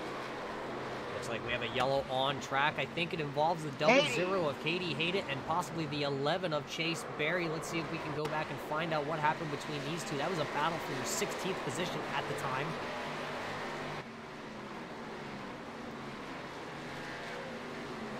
As actually it possibly started with Katie Haydett because Chase Berry is behind Haydett. Actually started with a 39. He got up, Jacob Salyers, he got up into the wall again.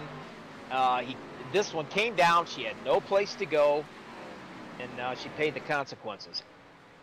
So we're having a little bit of connection issues here with some of these drivers and whatnot. Let's see if we can wind it back up here and see what happened with the 39.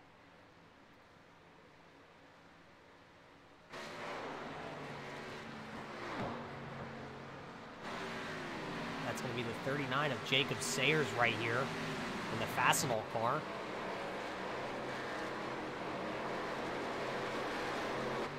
See, we're still looking for it. It looks like all good coming off of turn 4 with Jacob. Wait for it. We know it involves the 39 of Jacob Sayers. We see a connection issue right there with Jacob. He comes back right there coming off turn 2 into the wall, riding it. Katie Haydett nowhere to go. Around she goes, and then here comes Chase Berry. Chase nowhere to go. He's up and over, rolling that Lego machine. Hopefully he has enough Legos left in the pit stall that he can piece that car back together.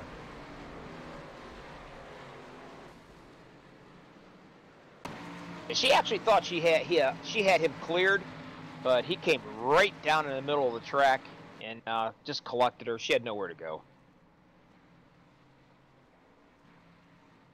Nowhere to go for the double zeros. It looks like she's going to bring it down pit road now.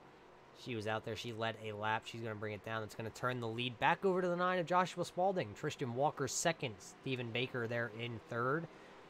Ben Pedersen going to be in 5th. And Brian Beach back to 6th. I tell you, if we could get her on TeamSpeak, I think the first thing I'd ask her, Katie, I'd ask her what it's like to feel like a pinball, because that's exactly what she's had the last few times in the incidents. Not sure what happened to the 21 of Thomas Gould. A long pit stop there as he spent 1 minute and 4 seconds on pit road. As he was in your top 5, I believe he was 3rd there as that yellow came out, but maybe getting a lot of damage fixed on that 21 because we see it quite beat up on the right-hand side. A lot of nose damage also for that car. And from what I'm guessing, I believe Katie's used her quick repair already, because she's sitting here for quite a while trying to get that double zero straightened out a little bit so she can drive it.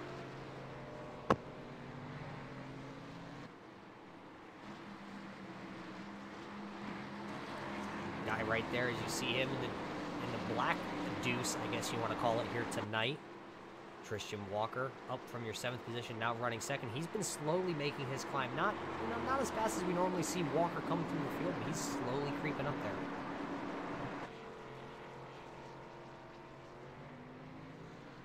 There's your top 5 at the top of the screen. Looks like Jacob Sayers is going to be that car down there on the inside. That 39 Fastenal machine is tore up quite a bit.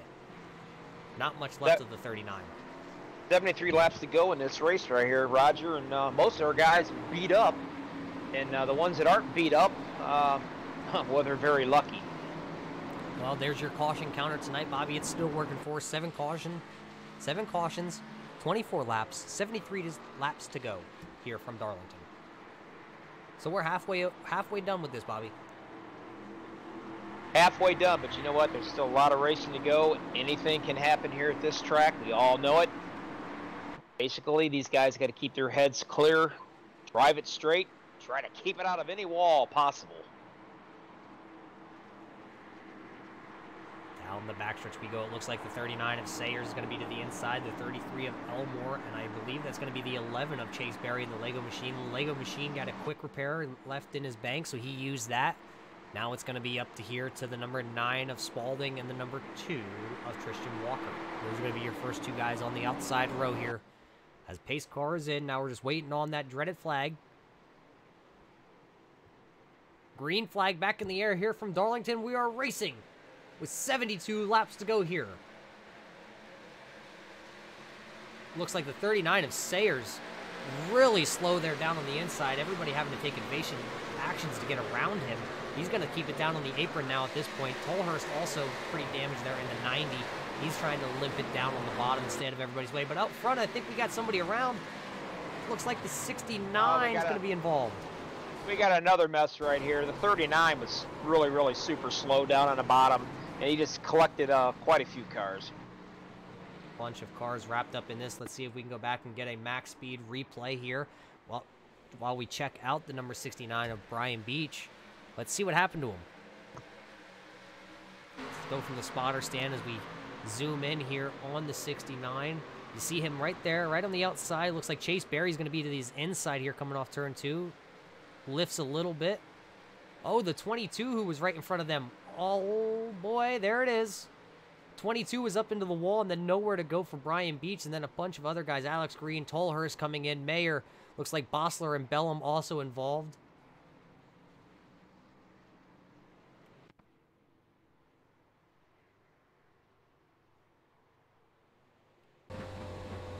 Again, Roger, the object is to try to keep your nose clean as much as you possibly can, but unfortunately, this track's so narrow, you just can't help it.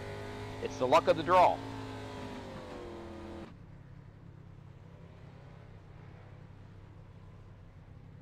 Let's see if we can get you a view here. Keep jumping around on us because of some of the connection issues with the drivers out there. You see the wrecks already happening. This is on board with the 25 of Bill Bessler. Let's see if we can wind it back just a little more for you. Bill Bessler was one of the last guys. You see the 39 of Sayers to the inside there. Slow. Looks like you can see that wreck happening way out in front of this. Billy Bessler hitting the brakes, getting low down, going through the gears. You see the 22's just stopped in front of him. He would have had nowhere to go, but he got tagged from behind.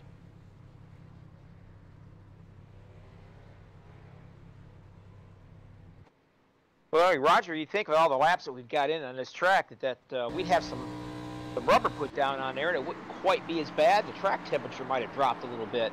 Well, but let's check that track temp and see what she's sitting at right now. The track temp is sitting at a cool 89 degrees Fahrenheit out there. You know, it's not really that cool, especially with a wore-out surface like what Darlington is. Just when you think you got a handle on your car, then you don't. This is a tough one to figure out. I think everybody in this entire field at one point or another has probably scraped the wall at least once or twice.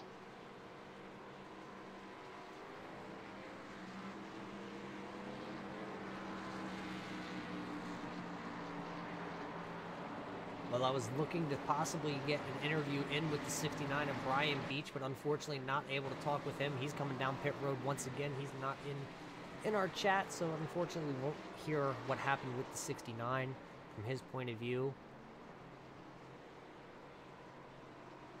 I don't know about you, but it's getting harder and harder to pick out these cars and their numbers because, well, they're all scraped off. Bunch of Darlington stripes down the right-hand side of these cars, but the guy who doesn't have one, that's going to be your leader, Joshua Spalding, still out front. He's been out front for 27 laps so far here this evening.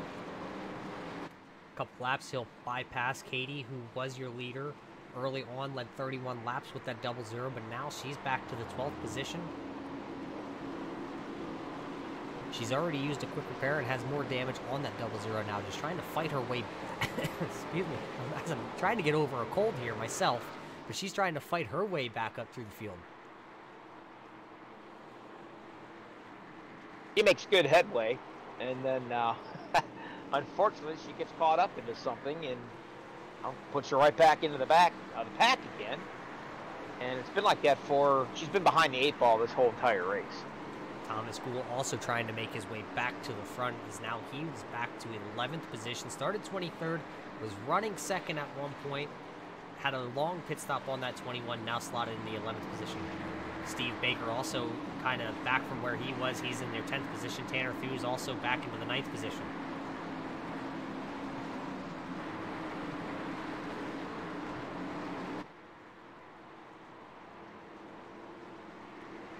Joshua Spalding going to be your control car once again here once we go back green flag racing. Joshua Spalding, Tristan Walker, Cody Levitt up into the 3rd position, Anthony Poston 4th, Doug Wysocki 5th, Ron Holyfield 6th, Tony Quadros 7th, Aspen Belvin in your 8th position, Tanner Thews 9th, and Stephen Baker in your 10th position. Pace car is in. We're just waiting at this point for the green flag. Green flag's out. We are racing once again. Billy Bossler is going to be that first car a lap down. We know Billy has a pretty decently equipped car, but a lot of rear end damage, so it looks like Walker... Actually, you're going to see Bessler just move out of the way of everybody. Spalding and Walker going to clear him. Levitt going to clear the lap cars. Looks like the first guy who's going to have to battle with a lap car, it's going to be the 28 of Anthony Poston and Chase Berry right there. Berry being the lap car, Poston being on the lead lap, slotted in your 4th position. Doug Wysocki is going to be right there in 5th. Ron Holyfield a little farther back, kind of battling it out with Tony Quadros. A lot of these guys have newer tires back here. The new tires start right with the 23 of Tanner Thews, who's looking to the inside right now of the 84 of Aspen Belvin as they go into the corner. Belvin running that outside lane. Thews trying to take advantage of having new tires, as right there you saw it on the exit of the corner. Thews just able to get it right around him, but he got loose. Now it's going to let Stephen Baker there in the 55 get to the inside of Thews. Right now, you're 1 through 3. They're about 2 car lengths apart from each other. They're exactly where they want to be up here, Roger. There's nobody around them, nobody to bother them, nobody to make them nervous. All they have to do is make sure they don't come up and bite the wall. They drive these things smooth, and they drive them very carefully and hit their marks. These guys could be trouble-free for the next, well, till they get to a pit stop, or at least somebody else has a problem. It's the 9 out front, the 2 right there behind him, and then the the 29. That's confusing me being the wrong number now. But the 29 of Levitt right there in 3rd. He was your points leader coming in. Forrest Sparks, who was your 2nd place guy, having a little bit of an off night, 28th right now for Forrest Sparks. Garrett Grant also down on the charts here tonight. I believe Garrett's in the 17th spot. He did get his lap back now. Those are your top 3 in points. So Cody's lead right now looking pretty good as he's looking to the outside of Tristan Walker coming off the corner. Walker's just going to give way to him, so Levitt now going to go to 2nd place right now.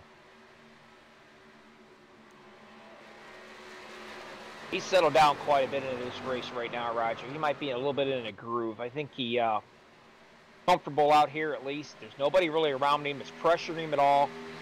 Like I said, all he has to do is just hit his marks and keep it off the wall. And right now, well, he's sitting pretty.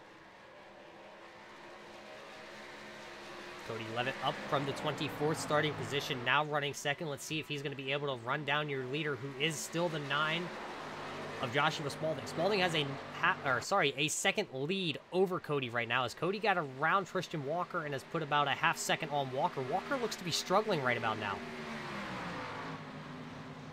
Yeah, I'm not really sure if he might have wore his tires down just a little bit, or if he's got some steering issues on that car. I mean, they all have 14 laps on their tires, all the way from 1st place to 6th place. So that's going to be your top 3. It's going to be Spalding, Levitt, Walker. 4th place going to be Anthony Poston right now. He's hanging on to his top 5, along with Douglas Wysocki. Douglas having a great run in that 45. Thomas Gould, who we saw up in the front earlier, then fell back, getting pit work done to that car, now back up to your 6th position. Stephen Baker in the 55, he's going to be in your 7th position. And it looks like Ron Holyfield, who was a lap down early on in the Hardee's machine, is, I'm not sure, a little bit of contact there between the 61 and the 23. The 61 sliding to the inside now. Not sure if that has some front end damage. The 61 parked up against the wall on the front stretch. Looks like he's going to get it fired again and going. Tough break for the 61 of Holyfield. Let's see if maybe we can go back and catch what happened there. Unsure what all transpired there. I know the 23 of Tanner Thews was looking to the inside of the 61. Let's see if we can catch it. As As we go from over top here, we see the 61 of Holyfield. He's out in front of Thus. Thus gets one heck of a run. We know Thus came in with new tires. Thus was to the outside, and Holyfield just kind of came up a little bit. Thus rode the wall, and then the 61 of Holyfield just plows it right down into the inside wall.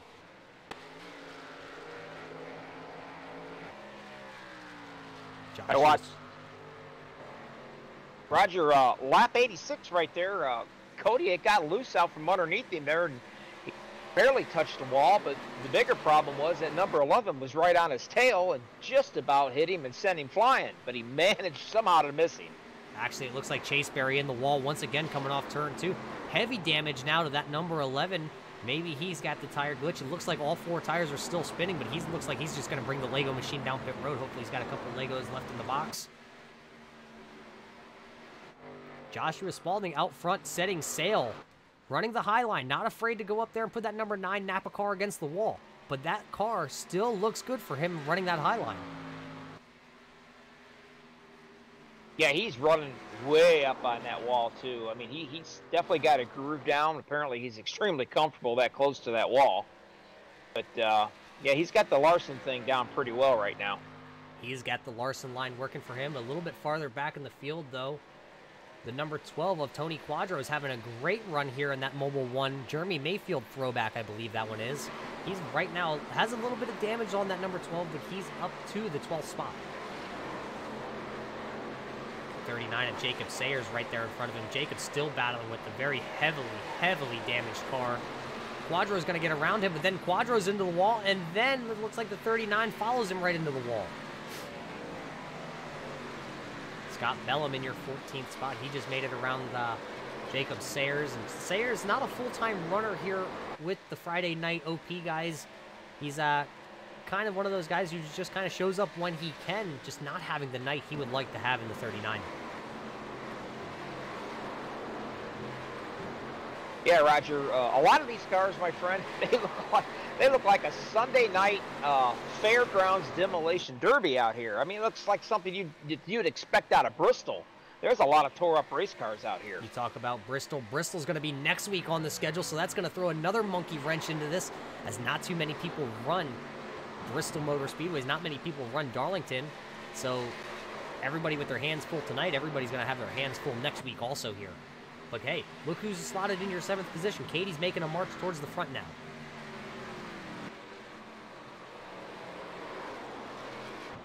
Out front, Joshua Spalding just setting sail, 3-second lead over the 29-11. You got to go 3 seconds back till you find the number 29.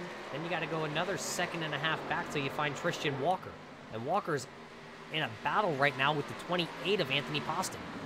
Poston's been all over him the last couple of laps. As you can see, he is actually trying his darndest to get up there. Maybe take a little bit of air away from that back spoiler and get him just a little bit loose. As it looks like a little bump there coming off turn 4 from the 28 to the back end of the 2, saying, hey, I'm here, I'm a little bit quicker. Look at that 28 run, that way high line up there, getting great run coming down off turn 2. It looks like now the 2 of Tristan Walker going to give way and give the 28 the outside lane. He's going to let him go. So a smart move. Oh, the 28 puts it in the wall then. The 28 did look really clean, but now he's got front end damage, side damage, a little bit of spoiler damage on the 28. Yeah, that's probably at least, I'm going to say at least a 12X. Bobby, as you say, 12X, it looks like we might possibly have another yellow out there on track. It looks like it's going to involve again the number 90 of Aaron Tolhurst.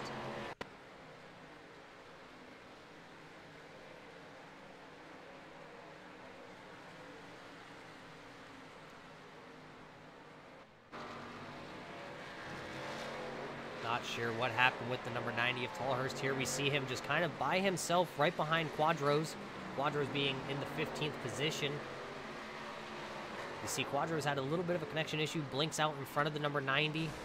Oh, the engine lets go on the number 90, and he's coming down the backstretch. Then I'm not sure what happens to Aaron Tolhurst.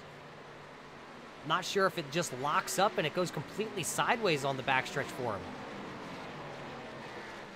So the engine expires on the number 90 of Tolhurst. That's going to bring out another yellow here. Joshua Spalding is your leader. He's going to bring him to pit road. He's going to lead the number 29, the 28, and the 2 down pit road. Laps are starting to wind down right now.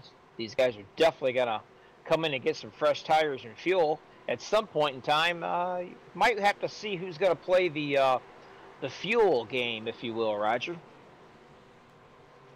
As these guys were just about ready to start making green flag pit stops right there when that yellow came out, so I guess you want to say lucky break for them?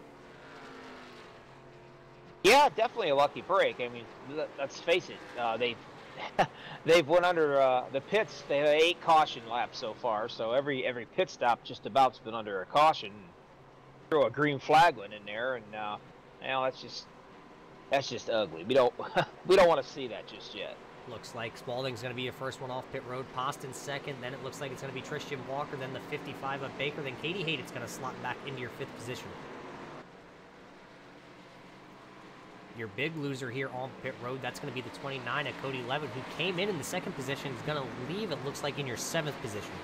Possibly just getting some damage repaired on that 29 machine so he can get up the full song and dance and compete again. Yeah, he hit that wall pretty hard, so I'm sure he had some damage he wanted. Doug Wysocki also getting trapped a little bit back in the field. He was running in about your 5th and 6th position, now running 11th.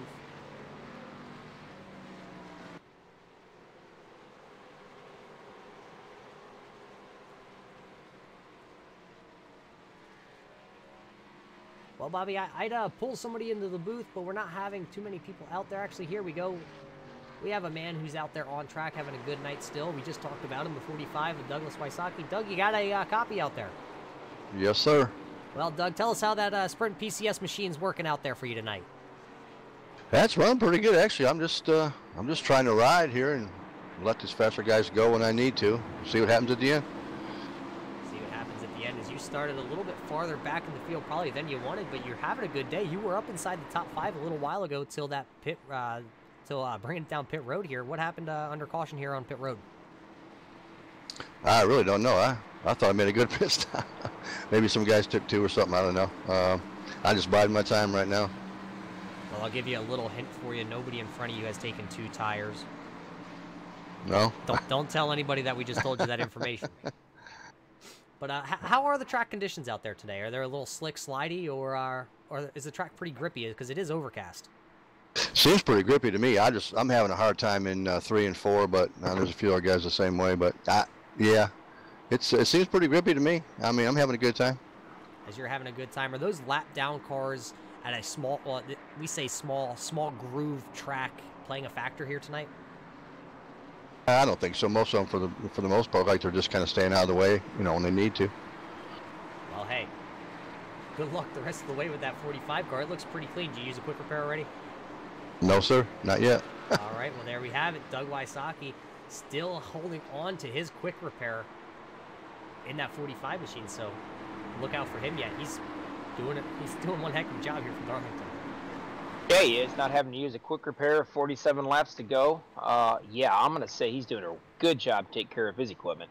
Another guy who hasn't had to use his quick repair, that's going to be the 9 of Joshua Spalding. He's going to be your leader here. He's been leading for 49 laps now. Does Anthony Poston, who's in 2nd place, does he have anything for the 9 of Spalding? Does Walker? Is Walker going to be able to keep the tires underneath that number 2 car? Pace car's in once again here. Waiting on the flagman. It looks like the 101 of Gainforth is going to line up as your first car lap down there with the 14 at Trowbridge, the 12 of Quadros, and it looks like the 33 also going to be back down there on the inside of Elmore. Spalding got off to a great jump right there, but it looks like your lap cars got out of the way and basically left about the top 7-8 cars in this run here go right by them with no troubles. Smart move here by those little bit slower cars as they just kind of pulled to the inside and let all your leaders go by. They didn't want anything to do with it, so good move by them. Joshua Spalding going to lead this first lap here back under green, but then there's going to be a battle for 2nd place. That's a 3-car battle back here. Anthony Poston has it, but Baker is on the charge. Baker just got around Tristan Walker, and then that's going to put Walker now back here battling with Katie Hayden. Hayden's back up here in inside your top 5. Thomas Gould, who we know is quick, along with Cody Levitt, just having a long pit stop right there. Everybody's single filed out. It looks like you got to go all the way back to Doug Wysocki, who is battling now with the 10 of Garrett Grant. Garrett going to go to the inside. Nope, doesn't have quite enough run going into turn 1. He backs off. I really don't know how much Katie's going to have for these guys out here. Her back end is tore all to pieces. I don't know if that's really going to affect you a whole lot or not. It seems like to me she just can't quite get the speed up. As it looks like now the 55 was looking to the inside off turn 4. Didn't have quite enough run going into turn 1.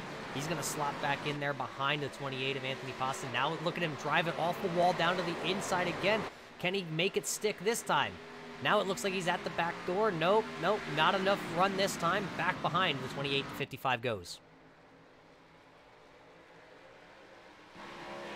Going back down on the inside, trying to make a move down on the inside right now of the 28, but Boston likes that top line. He's running that thing right up against the wall up there. Oh, a little bit of slide off the apron there that time for the 55. Almost gets into the door of the 28, but he backs off. But hey, why these guys all battled and let the 2 of Walker get up here? 2 of Walker looking to the inside. 55 is going to shut the door. Walker's going to shut her down.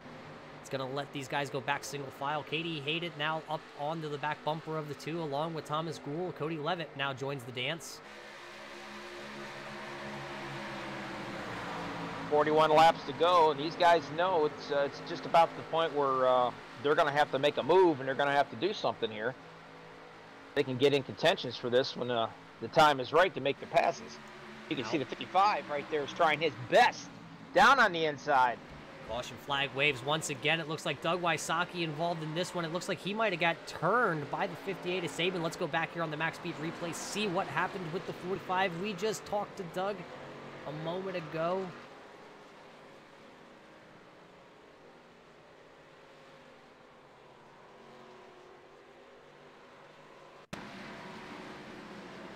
Not sure what happened. Let's see, maybe we can catch it here from this angle. Oh, it looks like the 58 of Saban was up into the wall, having a little bit of handling issues. Alex Green getting around him, Wysocki getting around him, then they go down into the corner. Alex Green and Doug Wysocki make contact, and then the 58 just comes plowing right in to the side of the 45. Not sure what that was all about. It looked like the 58 of Saban didn't even attempt to make the corner, was going to use the 45 of Wysocki as his breaking point.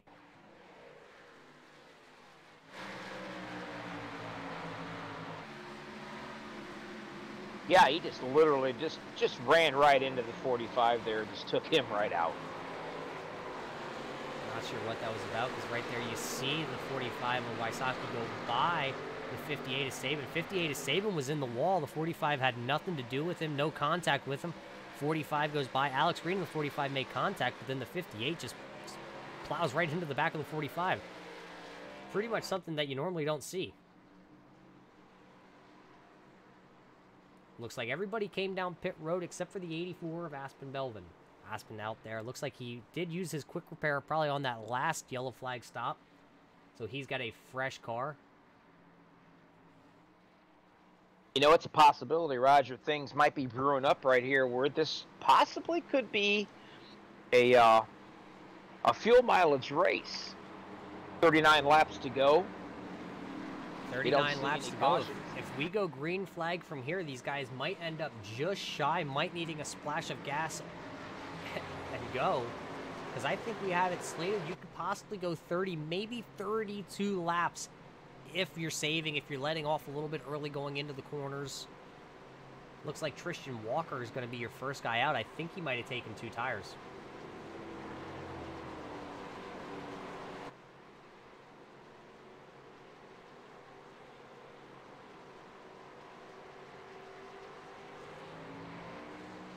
Well, Bobby, let's see if we can get a hold of somebody who was near that incident. Let's see if we can get a hold of the 20 of Alex Green. Alex, you got a copy, Roger and Bobby? Yes, sir. Well, Alex, not having quite the night you're looking for in that number 20, and once again, a little bit of a scuffle happening right around you. What happened there? What was your point of view with that one?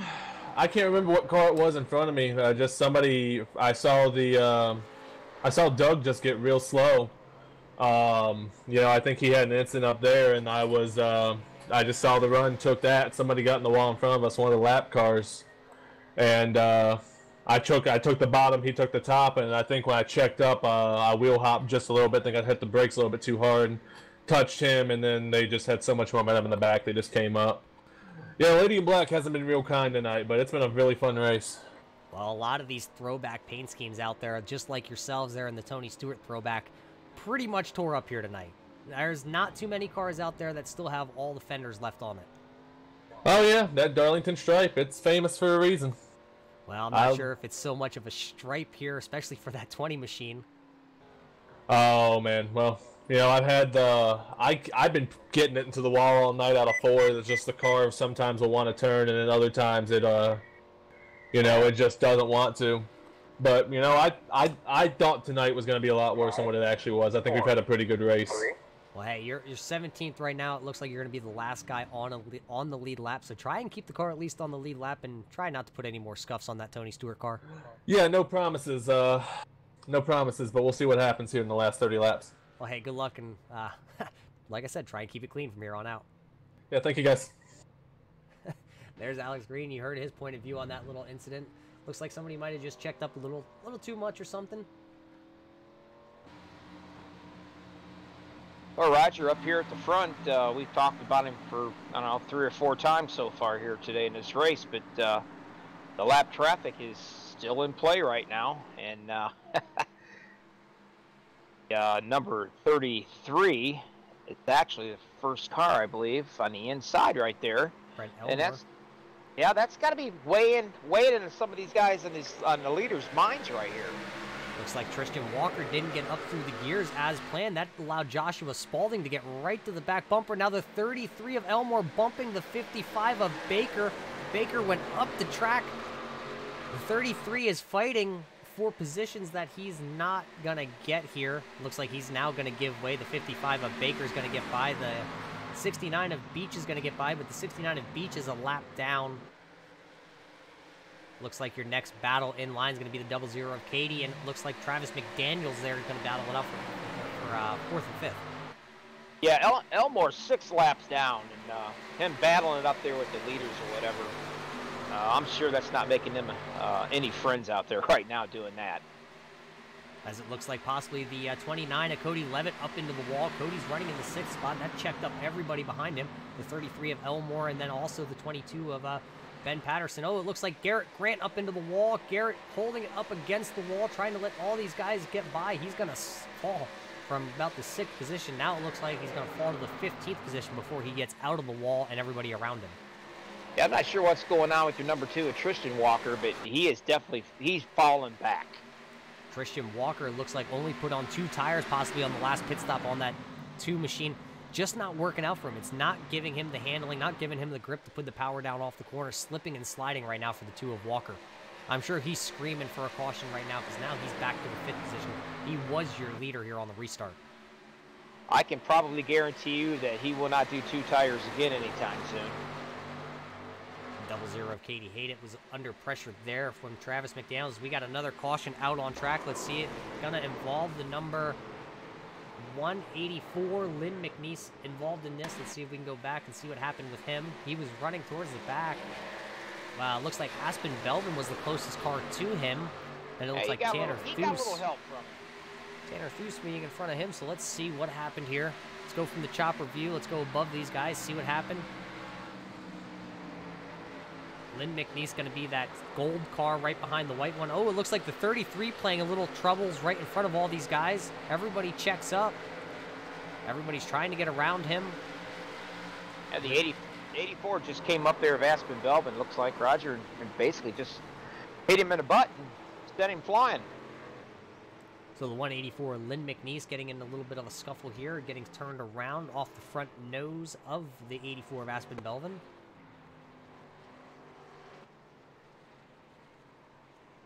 I believe we can actually chit-chat with the driver of the 184, Lynn McNeese. It's Roger and Bobby in the booth. You got a copy with us? I got you, sir. Well, Lynn, not possibly the way that you're looking to end this night, but I think you got a little bit of damage on that car. I think I got a little bit, a little more than what I had earlier. How's that? Well, it looks like you got that tire glitch going on. The wheel looks pretty hard, well turned to the left. You're trying to get that machine back to pit road here. Are you going to be able to get that car fixed? I don't know. It's got a lot of damage, not wanting to turn, and if it don't do any better than what it is right now, I won't pull it back out there and get in the guy's way. Well, we've seen a couple guys having a little bit of trouble here tonight, being a lap down. Was that part of the reason for this yellow here? I don't know. Everybody kind of checked up, and Aspen was right there. He had nowhere to go when everybody checked up, so he just got into me a little bit. It wasn't, wasn't nothing intentional, just Darlington. Yeah, nowhere to go, as this is a tight track. We've been talking about it all night. So I'm going to guess, since we see in pit road and we have it zoomed in, that you no longer have a quick repair left for that 184. No, and I got about too much repairs here, so I'm going to probably say my night is over. Well, that's an unfortunate ending to your night. I know that's not what you wanted. Tell us how that track was handling, though, while we have you here in the Boobas. Actually, the track was handling good. I thought the cars and everything was doing real well on it. It's just a lot of guys was making some very gutsy moves there. There was a lot of taking and no giving. Yeah, and on a track like this, anybody who's a racer knows, if you're not willing to give, you're not going to get, and we've seen it all night long here. Yeah, if there was a little, it started early. If there was a little more give and take and everything, I think we could have some good, a little better racing. So things calm down a little later in the season. I think guys get used to each other. It'll be a lot better. Absolutely. Well, hey, a rough night here for the 184. Lynn McNeese. Lynn, unfortunately, you're going to have to probably pack it into the trailer and head to Bristol, Tennessee a little earlier than you expected, but hope to see you next week. Oh, we'll be there. We'll just go up here and get some of this little Smoky Mountain moonshine and enjoy some of that while we're waiting. How's that? Well, hey, Bobby, you want some? Man, that's just a tease right there. Yeah. Good old Lynn McNeese teasing us in the booth here. Well, hey, Lynn, have a good rest of your night, and see you next week. All right, guys. Appreciate y'all. Y'all do a great job up there. Thank you. Well, there you heard it from Lynn McNeese. He's going to have to park that 184, though. Too much damage on that machine. His night's going to end here early, as we only have a handful of laps left, Bobby, but looks like Tanner Thues not coming down pit road. He's going to retain the lead now, as I think he led a couple laps early on before a caution came out, and he came down pit road and had I'm going to guess a speeding penalty or something, because he didn't deserve to be back slotted in the 27th position at one point. Yeah, he stayed out, Roger, but I'm not sure, but he could be a sitting duck, and the reason why, he's got 10 laps on those tires right now, and every single cat on that lead lap behind him are on fresh tires. Well, I'm sure Tanner Thues right now is hoping that possibly another quick caution could come out, save him from losing positions on the restart, but he's going to be your leader, so he's going to have control of this race here. He's going to set the pace, because we haven't seen too many moves work coming off the corner, I guess you should say. I mean, I guess we have. They set him up coming off the corner to get him into the next corner. But we're going to see what happens here, because Spalding right behind him, quick all night. Baker, quick all night. Hayden right there also. Travis McDaniel sitting in your 4th position. All these guys, quick guys up front right now. The problem is you're going to have the lap cars, this traffic right here, the 12 to 69, and unfortunately that 33 is right there in the mixed up here with these guys. The 69 of Brian Beach also going to start on the inside with the 12 of Quadros. Those two are some pretty quick guys. Quadros, we were just talking about him, who he was inside the top 10 at one point, top 15. Not sure why he's a lap down now, but Tanner Thues getting a good start, but the 12 getting a good start with him. Now it looks like the 9's going to clear top 4 guys so far clearing your lap traffic. Katie Hayden still trying to work around the lap traffic. She's going to get around it. Quadros is going to pull off and get out of the way. But now it looks like the 9's going to the inside of Thues here for the lead.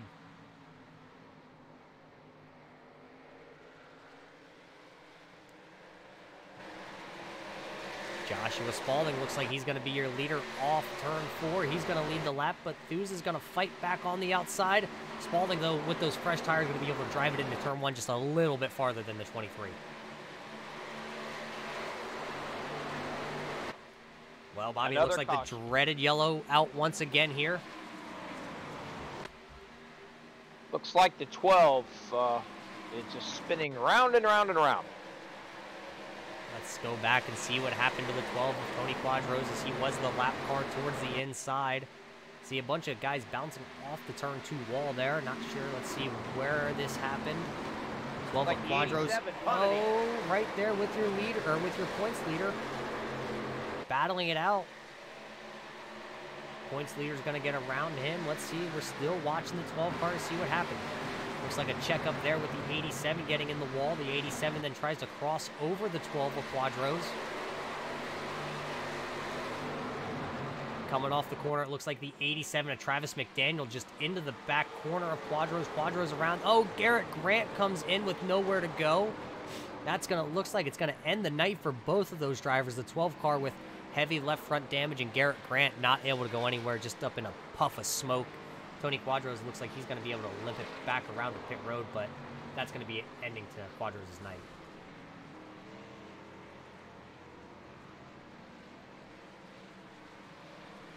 I'm pretty sure Cody Levette right now is thinking, have I got a bullseye on my back here? Because he's had a rough night of avoiding about half of these incidents that we've had. We've had so far, what, 11 cautions now, or 12?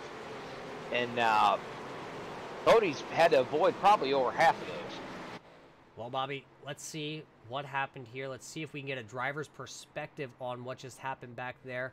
Tony Quadros, you got a copy. Roger and Bobby up in the booth. Hey guys, how you doing?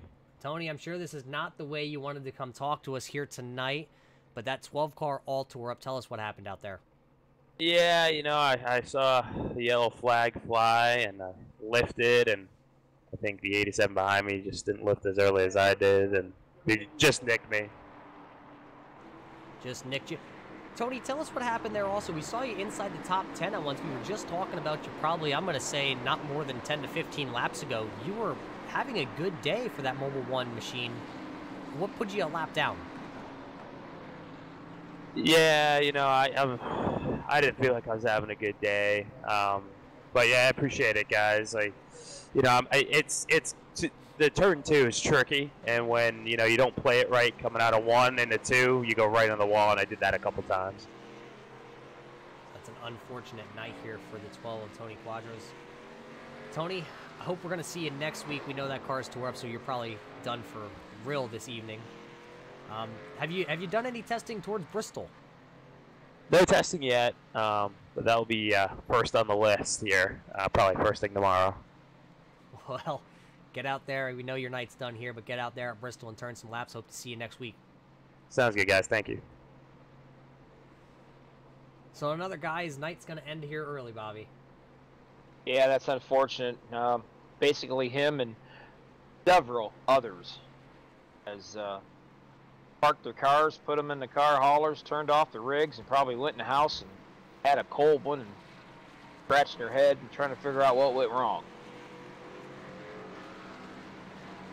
Somebody, Bobby, we haven't talked too much about who's now up inside your top 5. That's going to be the 22 of Ben Patterson.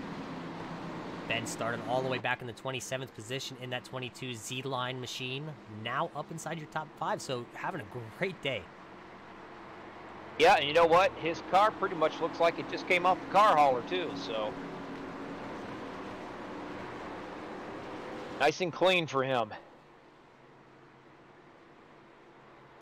Well, I thought we were going to go back racing here this lap, but it actually looks like we're going to get another caution lap here. The lights on the pace car did just come back out, so another lap around. Let's see if we can work through your top standings here. It looks like Joshua Spalding, you see right there, he's out front. He's led 63 laps here tonight. Tanner Thus running in your 2nd position. Looks like Steve Baker in the 55 running in your 3rd position. Ben Patterson, we just talked about him running 4th. Tristan Walker right there in the 2 machine, hanging on to a top 5 right now. Your points leader, the number 29 of Cody Levitt in your 6th position. The 07 of Scott Bellum right now in your 7th position. Aspen Belvin back to your 8th position, started in your 6th position. He's had an up and down day all day. He's been from the top 5 all the way to your bottom 5, now inside your top 10. Anthony Poston up to 9th from the 32nd starting position, and Ron Holyfield, who we saw have an up and down night also himself, being thrown to the inside wall at one point, but now back inside the top 10. Roger, right now I'm watching this, gonna watch this restart. I'm a little concerned about that 23. He's got 16 laps on those tires, and everybody else has only got 9. As the green flag is waving, as we were a little behind there But hey, the green flag's back out. Joshua Spalding got away really good. It looks like Tanner Thu's got a good start around the lap cars. It looks like everybody in the top 7 so far around your lap down cars.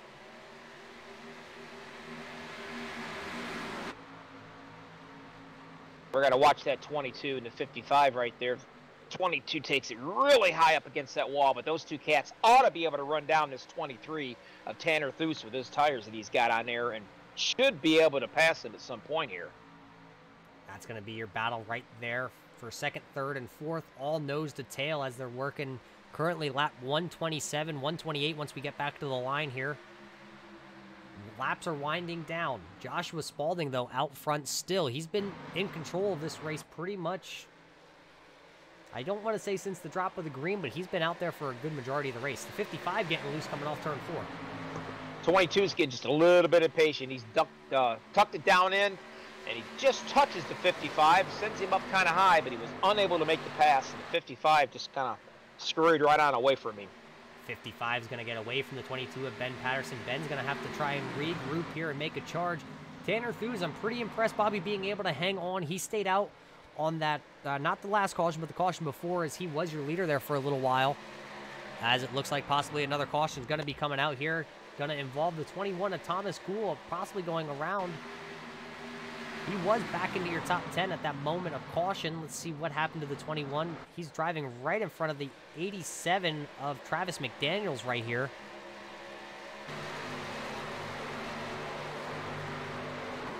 Driver's getting a little impatient. Oh, Holyfield gets in the wall there. These guys go to the inside. They get around him, so nothing happening there. Let's see what happens once they come off the corner. Did something happen as he came off? Nope. We're still good off turn 2. Looks like the 87 of McDaniels just getting barely to the back bumper and then hooks the 21, the 87 up and over. He got hit by Holyfield, and then Brian Beach comes in and hits the 87 again. So the 87 going up and over after making contact with the 21 of Thomas Gould. Thomas going to turn her around, but the 21's also pretty tore up. Travis having to tow back to the pits. Bobby, the lady in black, is taking more and more cars here tonight.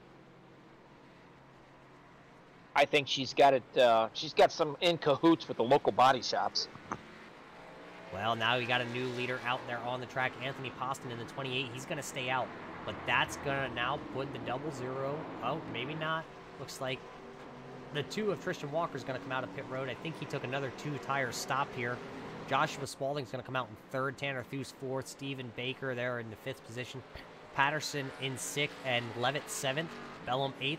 Hayden now in 9th, and Belvin in your 10th position. Well, Bobby, I'm pretty curious to what this driver of the 28's thinking. I think I see him down here somewhere, maybe.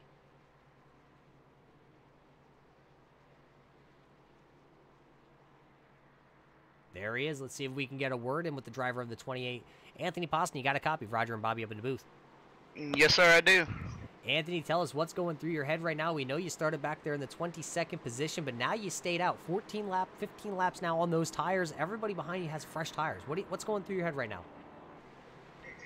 Stupidity probably, but it's a desperate move trying to stay up front. I don't want to be in the back on this restart. You don't want to be in the back. That's a bold move by staying out here, but it's not that crazy when you think about it, because track position means everything here. It's pretty much a one-groove track is what we're seeing up here in the booth. What's it like down on the track? Yeah, it's a one-groove track. Passing is ridiculous on this track. The setup's real tight coming out of 3 and 4.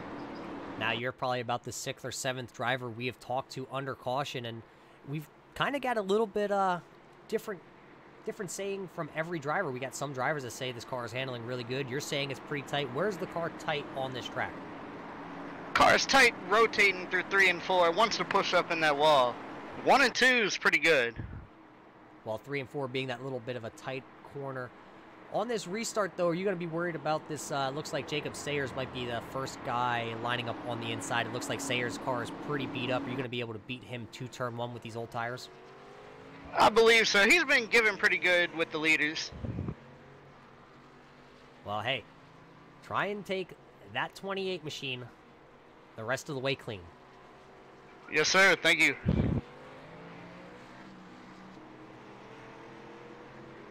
You know, depending on the fuel situation and everything, Roger, actually it's a bold move, but you know what? I kind of like it.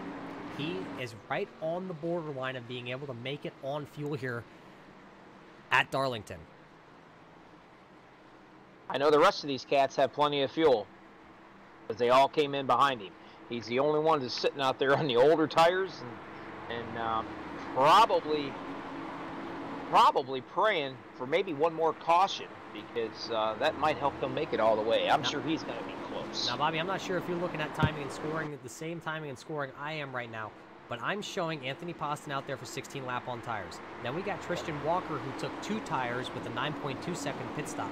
Your guy that's running in your 3rd place spent 0.6 seconds, 0.6 on pit road. I'm not sure if he actually got any work done to that number 9 machine. You know what? I think he just got a splash and dash is what I think. So let's see what here plays out. You got 3 different strategies up here as the green flag is back. We are green flag racing once again here with the OP boys. Maybe this is going to be the last green flag stint we see here tonight as we got 15 laps to go. The 2 of Walker blocking really hard there to try and keep Joshua Spaulding behind him. Tanner Thues around the lap cars along with the 55 of Baker. Looks like the lap cars are not going to play a factor here the rest of the way.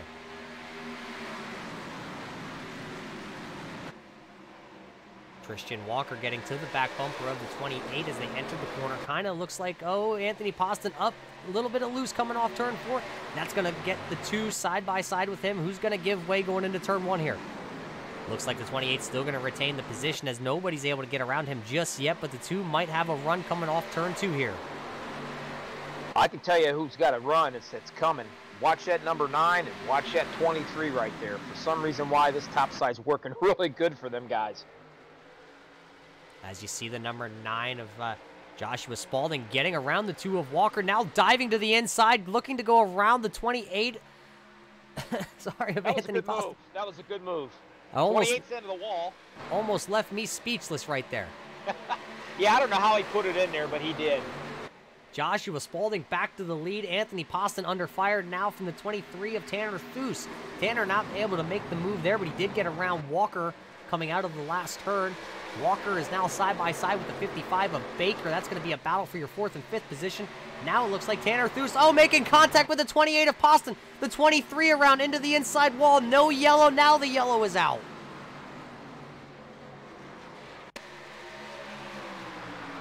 There was one guy that was looking for a caution right now. It was going to be that number 2 of Tristan Walker because that 2-tire stop thing's just not working out for him. He was pedaling backwards again. As we look right here, there was contact between the 23 of Thues and the 28 of Poston early on there. That looked like 2 corners before this incident happened. Tanner with those new tires, and Tanner was coming quick on the 28. He got to the back bumper, he drove it to the inside, and then just a little contact there, and unfortunately the 23 going around.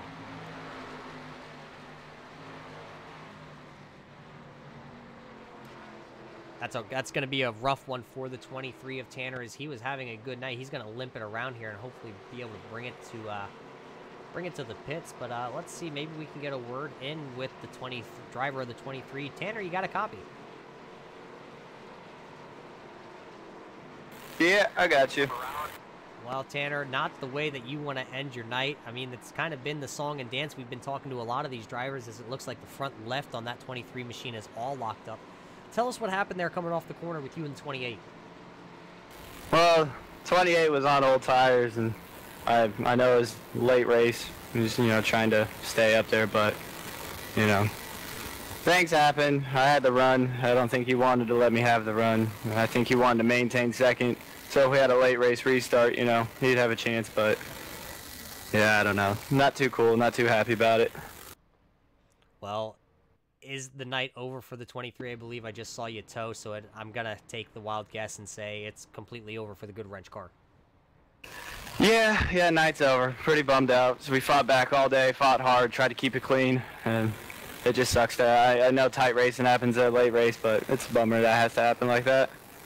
Absolutely a bummer here for the 23 of Tanner Thues. Well, Tanner, hey, sorry your night's not going to end the way you want, but you're still going to come away with possibly top 20, so you can't really hang your head and say, well, I got screwed completely. Yeah, all things considered, we still battled back all day, and hopefully salvages top 20, and we'll just go get him at Bristol. Absolutely. We hope to see you next week at Bristol. 4. You heard it. You could hear it, Bobby. His voice, just the, you know, the. I can't really think of the word I'm looking for, but. I can think of it. It sucks, and that's exactly what he feels, and that's what he said. You know, you're sitting in this bad boy for 147 laps, and you're 9 laps, 10 laps to go, and then, you know, obviously he gets into an accident. Yeah, that's upsetting a little bit, and I understand that, and it's disappointing, and you can hear it in his voice. He was extremely disappointed, but, you know, that's racing, I guess. That's the only way you can chalk that up as. But I tell you what's about to happen right now, buddy. You know, coming up to 12 laps to go left on this, Roger, and at 28, Anthony Poston, he's still sitting up there. They're posting, I believe. He's still sitting up there. He's got 23 lap tires on there, and everybody else around him's only on 10 laps. I don't know if he's going to be able to hold these guys off. Let's see if we can run down through your top 10 real quick. You got the 9 of Spalding. You got the 28 of Poston, the 55 of Baker, the 22 of Patterson, the 2 of Walker, the 29 of Levitt, the 00 of Haydett, the 84 of Belvin, the 69 of Beach, and Scott Bellum's going to round out your top 10. And again, you know, something you want to worry about too. The good news is we don't have to worry about lap traffic. The old rules tend to go, it's single file restart. That's a good thing. Right now, Anthony Poston, what he has to do, he's got to get through these gears, and he's cannot have any wheel spin, because if he loses that momentum, he could either, you know, take some guys out here, or basically they can just freight train him and go right by him. That's right. Hopefully Anthony Poston on those old tires is going to be able to keep up here with these guys on this restart and not spin his tires, because the 55 of Stephen Baker is very quick, and he might possibly get run over. Hopefully we don't see that happen. Ooh, sorry about that, as we're just waiting for the pace car to duck off pit road, as we are on one to go. Sorry about that. I'm having a little technical difficulties right now over here. You gotta be okay? I'm worried about you. Don't be worried about me, but no, nothing's ever okay when you talk about me, right? Yep, but right now, the cat I'm worried about is Steve Baker out there on those tires. Or, I'm sorry, the 28 right there of Anthony Poston on those tires. Because Steve Baker and the 22, they are aggressive. They know 8 to go, and they're coming.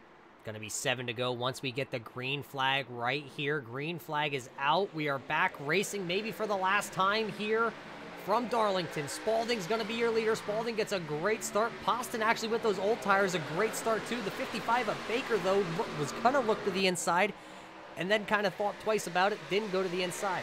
Everybody away cleanly here. Laps are winding down. 7 to go, 6 to go once we get back to the line here. Does Spalding have enough in the tank? We know he's good on fuel, but does he have enough grip in those tires left? Does Anthony Poston have anything in the tank left? Is he going to be able to make it on fuel? We know he's out there for the longest. 26 laps on his fuel run right now. Steve Baker wants that position. He just can't quite clear it. He's doing everything he can. The 28's doing a really good job keeping it behind him, but he is stuck right up on his back bumper right now, but he just can't seem to get much of a grip into turns. The 28, I don't know how he's doing it, but he's actually doing fairly well right now in those old tires. Oh no, right there, the 55 spun. Everybody able to get around, but the yellow's going to bring out. The 84 of Belvin, the 22, oh boy, of Patterson's involved. Looks like the 21 of Gould also involved. Let's see if we can possibly go back and catch a replay of this. That's not going to end it, I don't think, here, but not sure if we're going to get back racing here. We're going to have to watch and see. Let's see if we can go overhead here and get a chopper view of what went on between these guys. Right there, you see the third car in line is going to be the 55 of Baker. Then you're going to have the 22 of Patterson right behind him.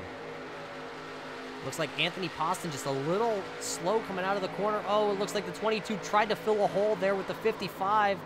And just nowhere to go for the 55. Looks like also the 84 of Aspen Belvin involved. Brian Beach in the 69 involved there to the inside. Thomas Gould involved. The 90 of Tallhurst involved. As, oh boy, that's not what you want to see. The 21 of Thomas Gould then turning around the number 90 after the yellow has already come out. So some tempers flying here in the late going of this race. That's going to shake things up at the front.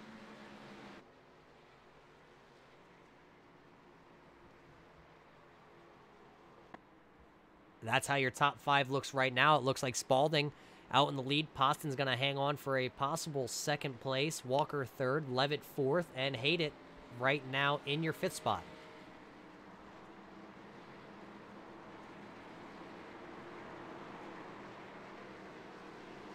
I'm trying to check, Roger. I'm not sure, but I think Cody actually might have got away with that unscathed. Let's see if we can zoom in right now on the 38. The 38 looks to have a little right front damage, but he's had that right front damage pretty much the whole race. You mean the 29? You're doing it again to me. Oh, sorry. 29. All confused here tonight.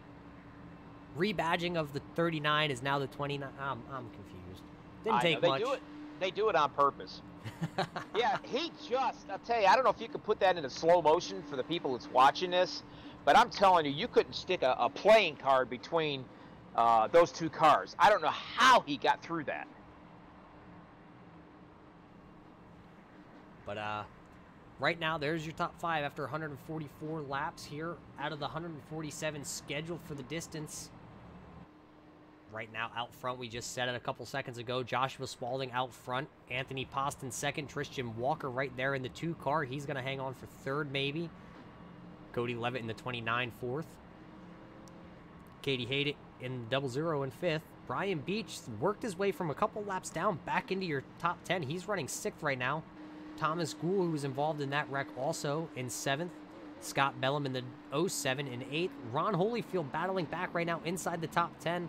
And it looks like Alex Green's going to round out your top 10 as they sit right now. And the last car on the lead lap who is wrapped up, who's now in pit road, the number 22 of Ben Patterson. Well, with these cautions that we got here late in this race right now, it's almost safe to say that the 28 right there of Anthony Poston's going to have probably enough fuel to finish this race, I'm sure. The question is can he hold off? Tristan Walker, we all know, he's a go-getter. I mean, he thinks he can get her. If he thinks he can put it there and make a pass, or if he thinks he can possibly give you a little push, I mean, he's a hard charger. I'm looking to see something out of that number 2 to try to do something right here. Well, Bobby, this is going to be the last caution lap we have here tonight. Let's take a look here at your caution. 15 cautions tonight, 53 laps. We got 2 laps to go. Once we go back green flag racing, it's going to be 1 to go. It's going to be a shootout. First guy back to the start-finish line is going to be the winner here tonight. Spalding's been dominant all night. Poston's hanging on 30 laps on those tires. Right behind him is going to be Walker. Walker has 16 laps on his tires, and then Levitt in 4th. Hayden 5th.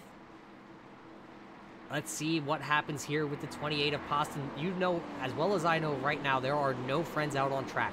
If this is a 1-lap shootout, everything's in play from here. Pace car looks to be diving in. We're just waiting on the flagman now at this point. Green flag's out for the last time. It looks like a little bit of a checkup there on that start between the 28 and the 2. That's going to allow the number 9 to get away. Who has what left in the tank? Does Poston have anything left?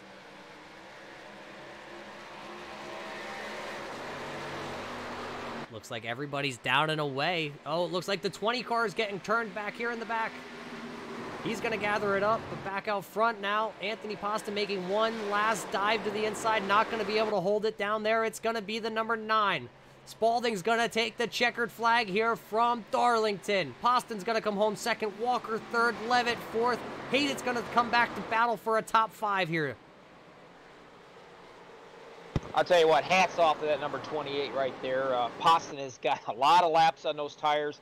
He was still able to drive it smooth right there and come home with a 2nd place finish. That was impressive, but even more impressive is Joshua Spalding out there taking the win. Joshua Spalding led 80 laps here tonight to bring home the victory. I believe that's 2 back-to-back victories here. If you want to count last night, they raced here last night, and Spalding, I believe, at least I saw on the page that he was your winner. Well, you know what? Don't go nowhere, ladies and gentlemen. You're going to want to hear from your top 3 because we do have Tristan Walker in chat. We do have Anthony Poston, and we sure as heck do have Joshua Spalding here tonight. So don't go nowhere.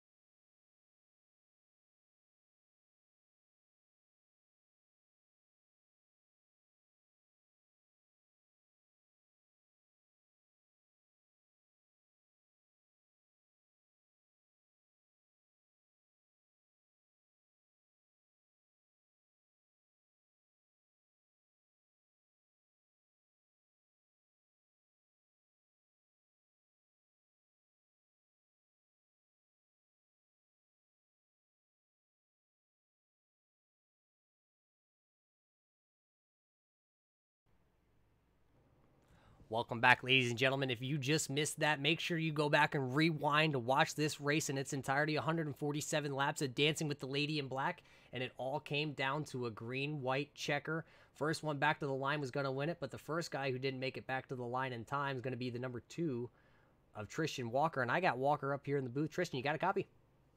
Yes, sir. Well, Tristan, after 147 laps, how do you feel out there? I feel a little tired. It was a hard-fought race. Ran in the top 5 most of the night. Top 5 most of the night. As we were talking here before we came back on air, you spent those last, 30-some laps on 2 tires. Yeah, with about a lap 110, I played some strategy and got some right sides, and rode it out from there. Well, how did the track react once you put the 2 tires on that car? Because that first time you came out of the pit road with only right side tires, it looked like you were going backwards. I knew Josh was a little faster, so I let him by, and then the whole pack got by, and I found my way up a little bit more, and 2 tires, I loosened the car up a little bit, made it turn a little bit better, but a little off pace.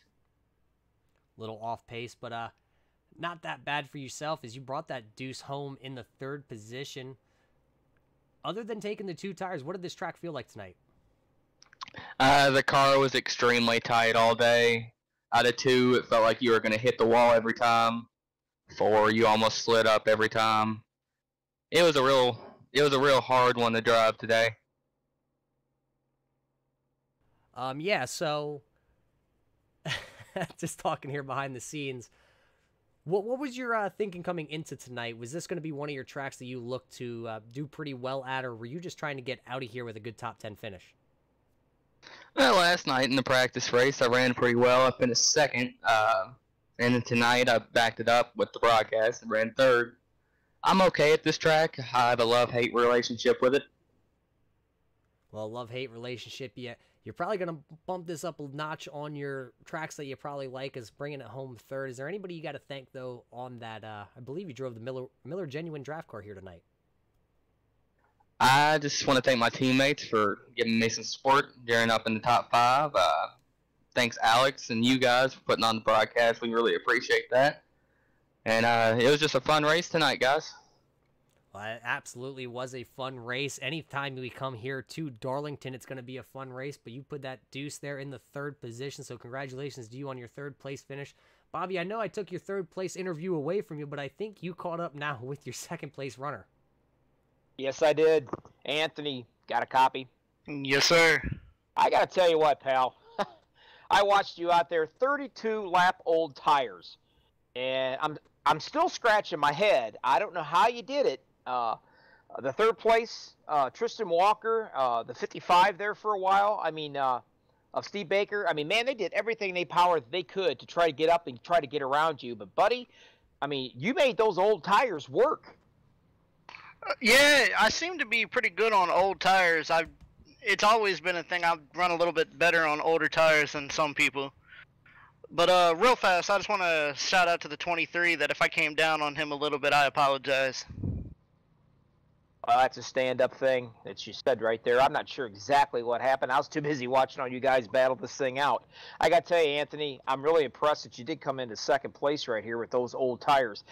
Now, I got to ask you, if we wouldn't have had those 2 cautions back-to-back here under 10 laps, would you still have had enough fuel, or was you kind of hoping and banking for a caution? I finished the race today with 7 laps to go, so I should have been good, even green flag. Awesome, awesome. Well, hey, great pitch strategy on that. Way to take care of your fuel mileage and save a little bit. You kind of missed out, but then again, you held your own. You certainly impressed the hell out of me of those old lap tires. I can tell you that right now. Is there anybody out there that you want to thank? Now, we don't discriminate here, Roger and I. We don't. Anybody you want to. Boyfriend, girlfriend, husband, wife, mistress, you name it, you say it. I'm going to give a big shout out to 3Y Motorsports, especially Ben Peterson. Last night we ran a practice race. He came in and pretty much taught me how to run this track last night. You better go buy him a drink or send him a drink in the mail or something because, buddy, you put a whooping on those guys behind you. They could not catch you. You did run a pretty darn good race right there to bring it home in 2nd. Again, congratulations, and we'll see you next week. Yes, sir. Thank you. There you go, Roger. That was impressive. That was an impressive run by the 28 of Anthony Poston, being able to sit out there for 31 laps on those old tires and still bring that 28 machine home in the 2nd position. But the guy who was pretty much dominant all night, who deserved to be the winner here tonight and was your winner here tonight, is going to be the 9 of Joshua Spalding. Josh, you got a copy with us up in the booth? Yes, sir, sure do. Well, I sure hope you do. Hey, thanks for jumping into the booth with us. I know it kind of took you a while, something about not knowing how to operate it or something, I don't know. But hey, you made it. You made it here. You kind of put a whooping on these guys out there tonight. 80 laps led. How did you do it? This track, for some reason, has always just been a good one for me. We've had several league races here, and I've always done well in them. I don't know, it just suits my style, I guess. I really enjoy the hard braking in turn 3, the a lot of momentum in 1 and 2, keeping that up, and as the tires fail, you know, it gets kind of hard to drive and real tight, and I just enjoy that. So I don't know, it just always seems to work out for me and be a good track, and definitely a good run tonight, and appreciate all the clean driving out there. Everybody's, for the most part, around me is being very fair, and enjoyed it. It was a lot of fun. Now you talk about tires. I noticed here on timing and scoring that I have that last pit stop, 17 laps before the finish here, you came in, but you only sat in your pit box for 0.6 seconds. What was going on there? Did you get any fuel in that car, no tires, or were you just too far outside the box and you said, you know what, I'm just going to roll the dice and go? I think that's actually a glitch or something, because I definitely took 4 tires on the last time I came in. So I think that must be a timing glitch. Well, timing and scoring throwing us for a loop here. I was hoping we could get an exciting answer on that. I mean, I guess you want to call it exciting. Yeah, I guess it's a little boring, but no, I wanted to be on the offensive side of it, and it was a tough call to even come in being the leader, but I was definitely wanting to be on the offensive side and not have to compete with old tires. So I was glad I came out in third. It could have been worse, but happy to be on the 4 new feel goods. Yeah, and you talk about being on the offensive. You were pretty much playing offense all night long. 80 laps spent in the lead. What was it like out front compared to being out in the back? Well, I definitely messed up in qualifying. Had to start, I think, 22nd or something like that. So it was very hairy on the first 10 laps or so, because I was kind of bobbing and weaving the guys that were, you know, just getting acclimated to the track. And I had run the race last night and got, you know, pretty comfortable with it. So I knew where the braking points were and where I could be on the throttle. So it was a little hairy to start, but I managed to weave my way through and keep a clean car at the same time. That's always important here. Yeah, we were talking off air here before we came back for the interviews. Our timing and scoring shows 0 incident points. If that's correct, you were the only one out on track with no incident points. The only other guy close to you that had 0 would have been Tristan Walker, who came home in third with 4 incident points. So, I mean, if you came out of Darlington with no incident points, I know you said you scraped the wall a little bit, but even if you came away with 2 incident points, that's one heck of a dance that you played with the lady in black. Yeah, I think it was 0. I think I got a little bit of left side bump from Christopher Brown early on, but I got a 0x for that. So I'm pretty happy about it 2 nights in a row with 0 incidents, and that's a lot of laps at Darlington to not hit anything. So definitely some luck involved, but I definitely feel good in the track at the same time. So it's a fun track. I enjoy it, and definitely appreciate the league putting on the race and the broadcast. Absolutely. Well, hey, congratulations on putting that number 9 in victory lane. Anybody you got to give a shout out to that helps you out with that number 9 machine? I guess I'll just keep it simple and thank my wife for putting up with me every day. So it's just me and my cat sitting here. Nobody really helps me, but I got a good group of friends that I race with almost every night. So keep it fun. Well, that's good. Bobby likes to thank his wife all the time for putting up with him, too. Well, hey, congratulations once again. First place here tonight for the number 9 of Joshua Spalding. Dominating fashion. Spent 80 laps out there in the lead tonight. Pretty much ran away with the show after Hayden had her issues on the track. Baker also coming away with 10 laps led. It looks like Tanner Thues was going to lead 8 laps. Anthony Poston led 6. Tristan Walker led 5. And Garrett Grant also having issues not being able to quite rebound. It looks like Garrett Grant's going to come home in the 22nd position, but he led 4 laps out here tonight. Well, Bobby, I guess it's that time that we go through your finishing order here. Let's see if we can pull that up real quick for you. Right there at the top of the screen. Let's see if we can work through here. Joshua Spalding, you just heard it from him. He led 80 laps here tonight. He's going to be your victor. Anthony Poston being able to hold on those old tires, 31-lap old tires he had to finish this out on. Tristan Walker coming home in third. Your points leader coming away with a solid day himself right there. The 29 of Cody Levitt in fourth place. Katie Hayden's going to bring that 00 back to the 5th spot after having been buried in the field for a majority of the race after she got taken out of the lead. Then it looks like Brian Beach is also going to rebound to be in the 6th position. Your 7th position is going to go to the 21 of Thomas Gould. We saw Thomas up inside your top 3 at one point, then fell all the way back to possibly, I believe it was your 19th position or something, but battling back for a 7th place finish. Scott Bellum's going to come back to finish in the 8th position. Ron Holyfield, after being a lap down early, coming back to 9th. Alex Green going to round out your top 10. 11th was a 23 of Tanner Thus. He was up there running quite a bit there. Top 3, top 4 there for a while, and end up getting into a bit of a scuffle with a couple guys there, and end up fighting it back with 11th place finish. That's pretty good. 12th was Austin Belvin. 13th position was the 55 Steve Baker, another guy that was up there probably in the top 3 or 4 at the very, very end of these laps up here, fighting, trying to get up there into a win. End up getting into a scuffle there himself, but he was managed at least to bring it down into a 13th place. 14th was a 22, Ben Peterson. He was another guy that was up there running pretty well. Got caught up into a little bit of a situation there. 16th, Timothy Trowbridge. 17th, Forrest J. Sparks. Looks like the 18th position, 39, Jacob Salyers. He had his tough problems tonight throughout the night. 19th position was the 101 of David Gameforth.